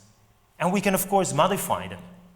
In our university in Belgium, we have a lot of experience with hypnosis, which is a unique way to get this state of absorption, of dissociation. We compared it with a distraction task. And we saw with the functional MRI that the brain is very different in its activity, actually its connectivity, the crosstalk between the brain, when you compare normal wakefulness, a distraction task, and hypnotic state. You see this external awareness network basically breaks down. You are less aware of your environment. And this is actually used in clinics where surgeons can do specific interventions. We now have over 10,000 of surgeries without needing any anesthetic drugs. You're thinking about like your holidays, you're in this specific hypnotic state, and the surgeon can do his work. We're not only using functional MRI. One of the tests we developed together with the team in Milano and in Wisconsin was testing the theory that for you to be conscious, you need to integrate the information. And there's a test where one can stimulate the brain with a very strong magnet. This is called transcranial magnetic stimulation. And simultaneously, this is very difficult to do, measure the electrical activity of the brain. Actually, we had the opportunity to do this in Mathieu Ricard, and I really am very thankful that we have this opportunity to together try to increase our understanding. And I think this is a wonderful opportunity where neuroscientists should listen to what these athletes of the mind coming from the spiritual world can teach us. So he was there when doing specific types of meditation while the machine was hitting the brain, and we could read out the complexity in the system in the EEG signal. And by calculating a number, which is actually what we developed to help reduce the uncertainty about consciousness in coma patients, this is a test called the Perturbational Complexity Index. It's quite ambitious. It's actually reducing consciousness to one number, from 0 to 1. And every time the system has the potential for consciousness, the number is above 0.33. So 33% When it's higher, you have the capacity for consciousness. When it's lower, it means you're anesthetized, you're in deep sleep, or you're indeed comatose. And people like Mathieu Ricard have the capacity to modify this number by pure mind control. And for us, this is wonderful to be able to test these theories and hypotheses with real data. We also can use the EEG to actually try and communicate with these severely brain-damaged patients. And this is one example using a device called the Mind Beagle, where we can put electrodes again on the patient's brain, ask him questions, and then you see in green, areas in the brain will activate specifically when we ask a question. And this can be used for some exceptional cases to even communicate with them. Without needing any movement, without needing any verbal communication, we can try to decode the brain's electrical activity and establish a yes-no communication with what we call a brain-computer interface.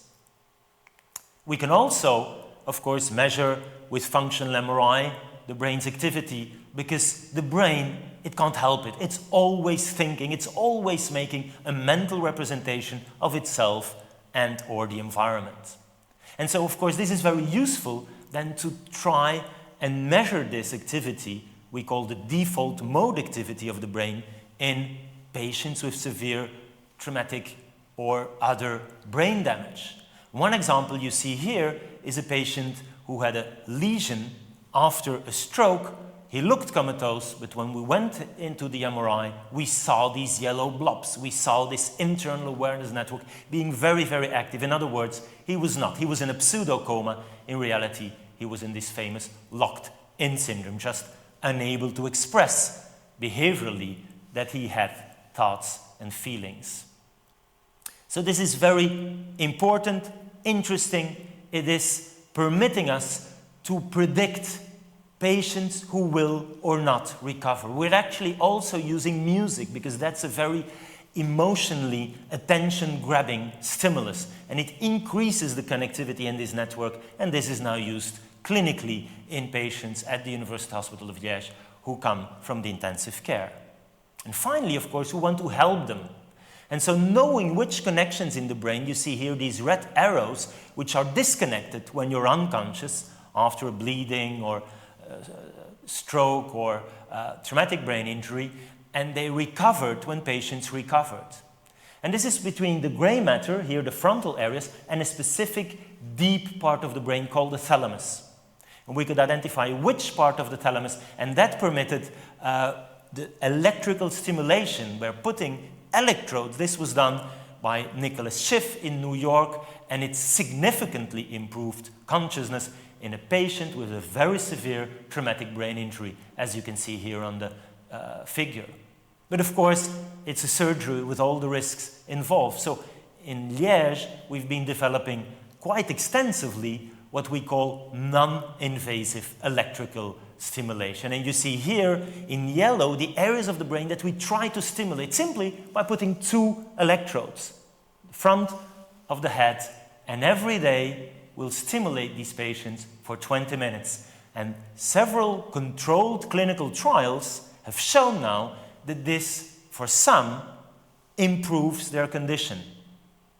So this, I think, is a very interesting potential new treatment for patients. It can improve consciousness by stimulating the brain electrically. Of course, there's many ethical issues here, not only about the challenge of doing research in these patients, but also the consequences, which sometimes are decisions about life or death. And clearly part of our job as a medical doctor is also to let go. There's many things we can do and we should do, but of course we also need to accept our limits. We can't replace a fully damaged brain. And then we need to decide as a team to stop the treatment. Another very important issue regards their quality of life and whether or not they can experience pleasure or pain.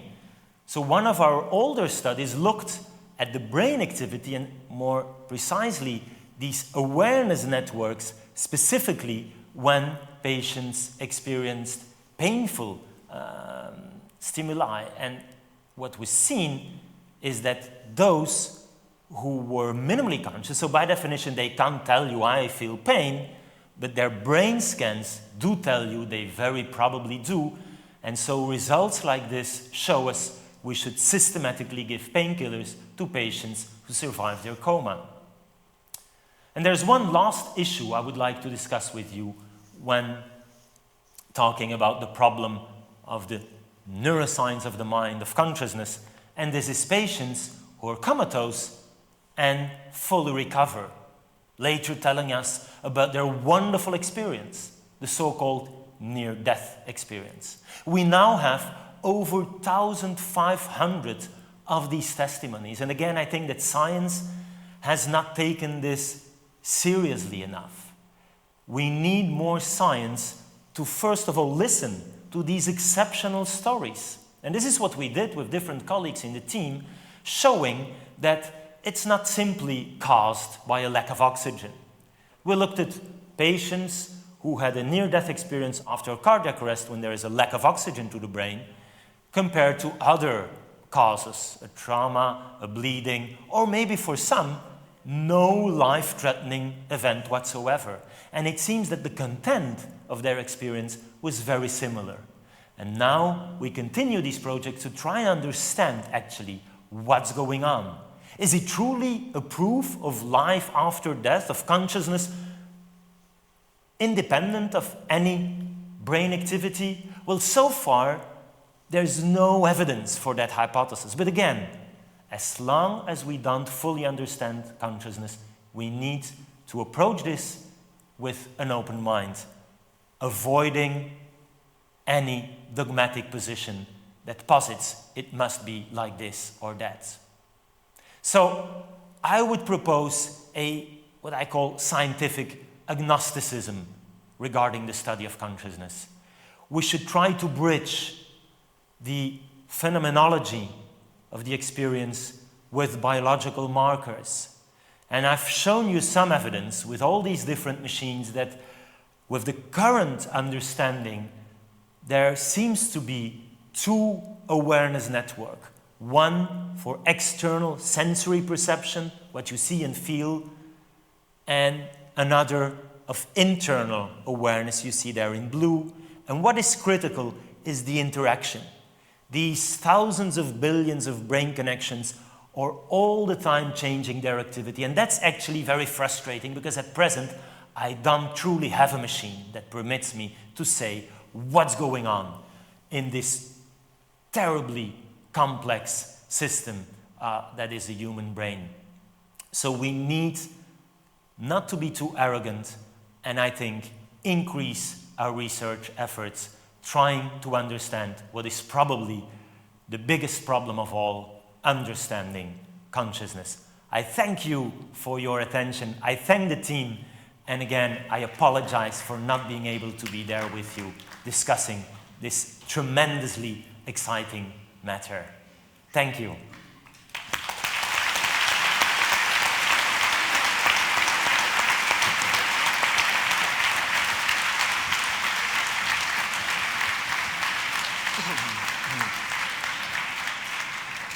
Now, I believe we have to thank Stephen Laurea for this excellent presentation.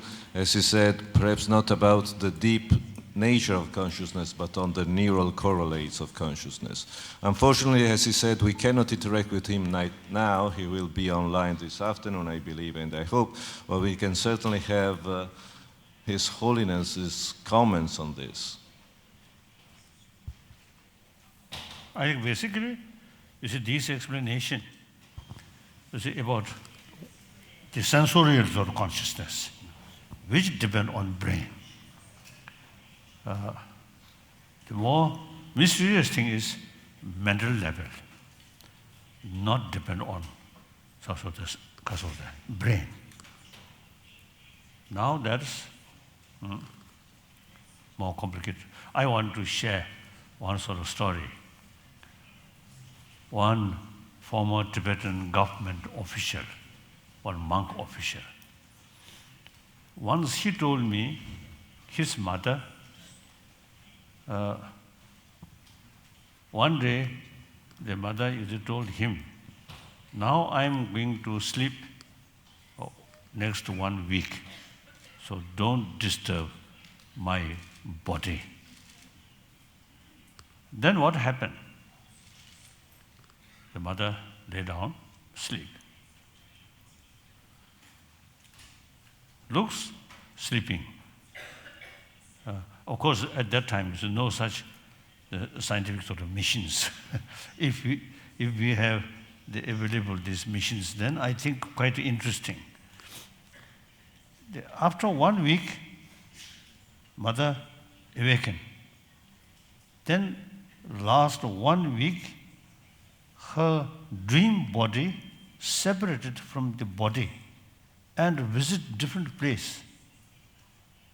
And the story which she saw, different places, on the sort of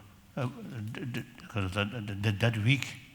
Later, you see, investigate what really happened in this area. Exactly what mother saw. So that also, you see,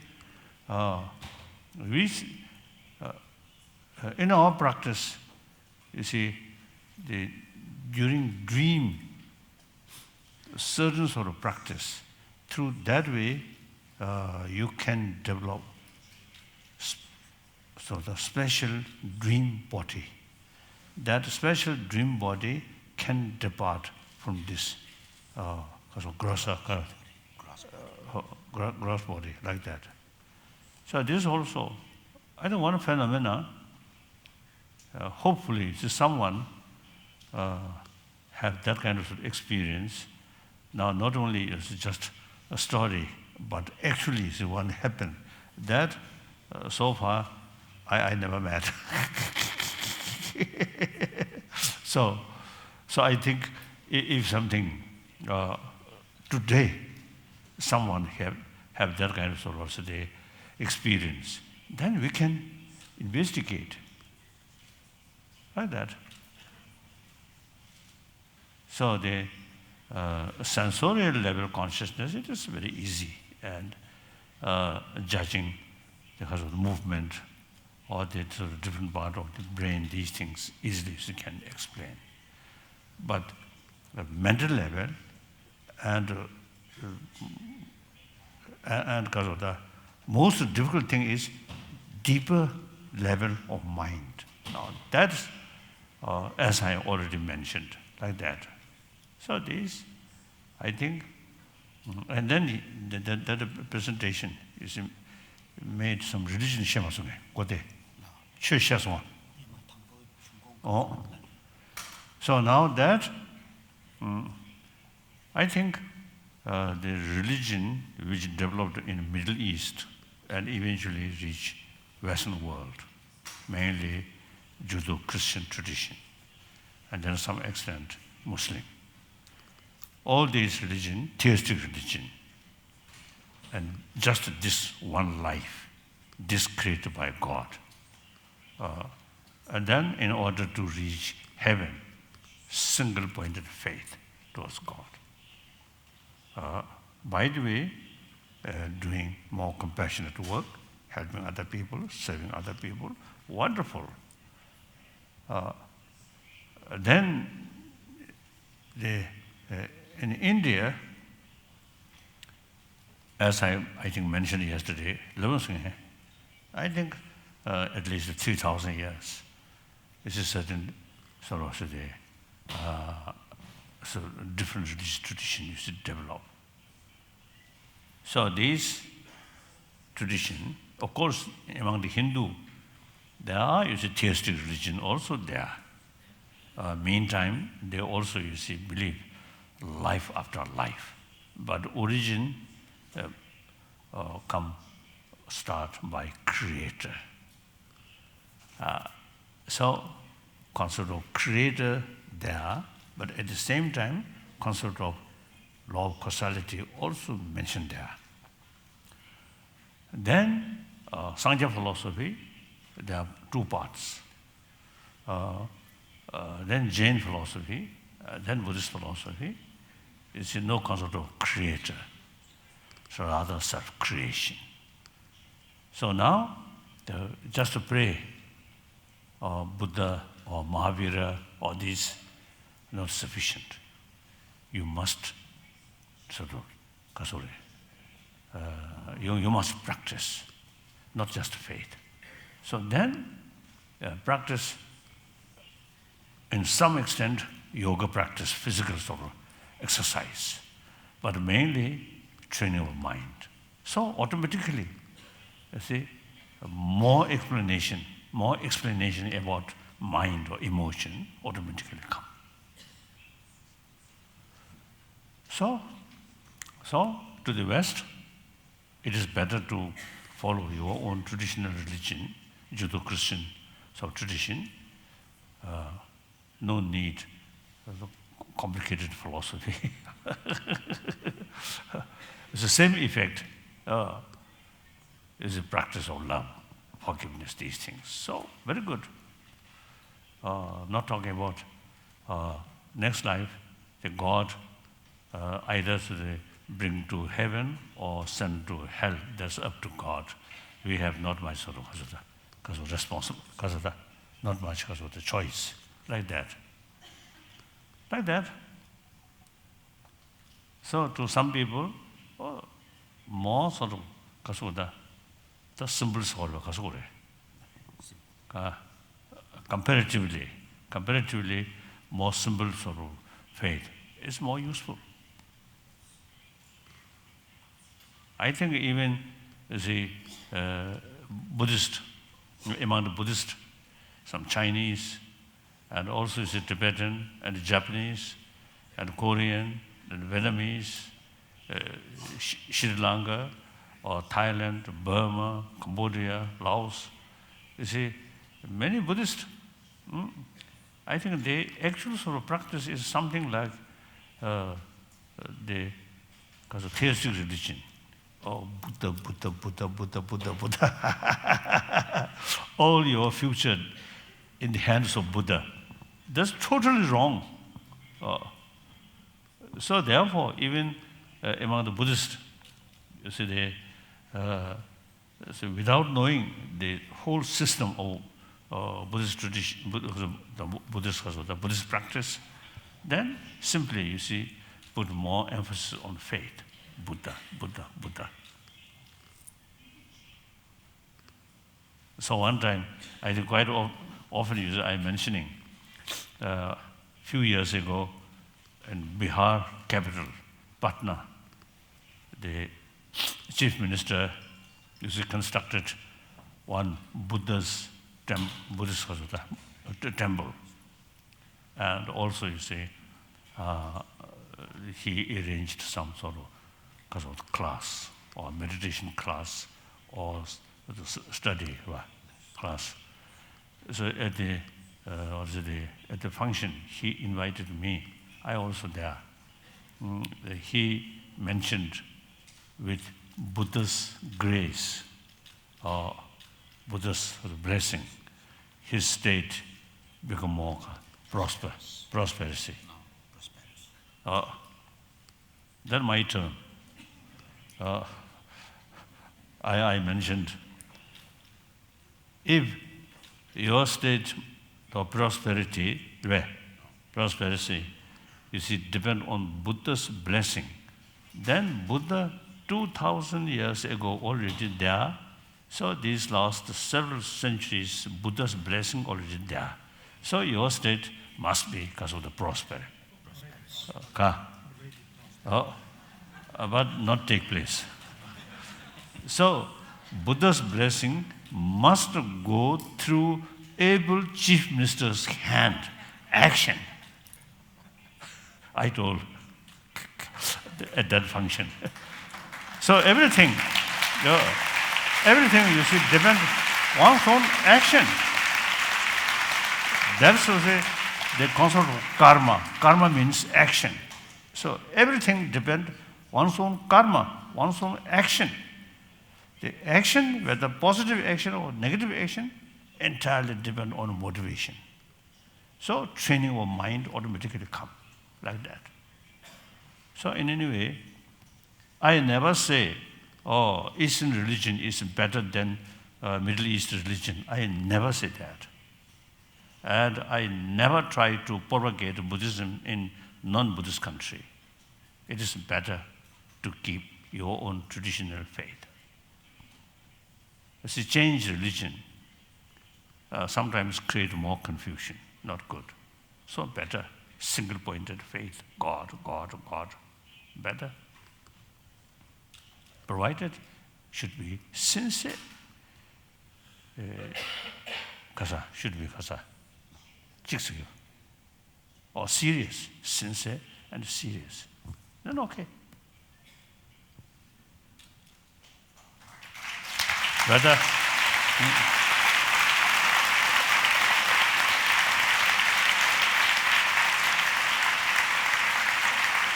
Okay. Okay. Thank you again. I think we have to thank you also because once more you introduced the next session because you raised several philosophical issues and we need some philosophers to help us at this point. Okay. And actually after a break we have a new session on mind, science and philosophy.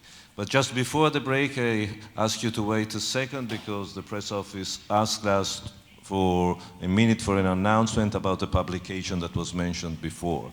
So I'm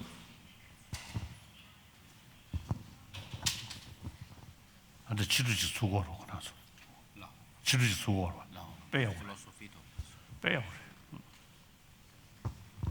Just 1 second, as the eminent scientist and His Holiness the Dalai Lama discuss mind and reality, and His Holiness mentioned before about the mind, the subjects, the main subjects of the ancient Indian tradition, which come from the Nalanda universities. Thanks to His Holiness the Dalai Lama's effort, have been compiled in a compendium of 4 volumes, which contains, the first volume contains the external world, the object, with all the various divisions of matter and so forth, and how the mind perceives those objects and the ways in which the mind engages with these objects.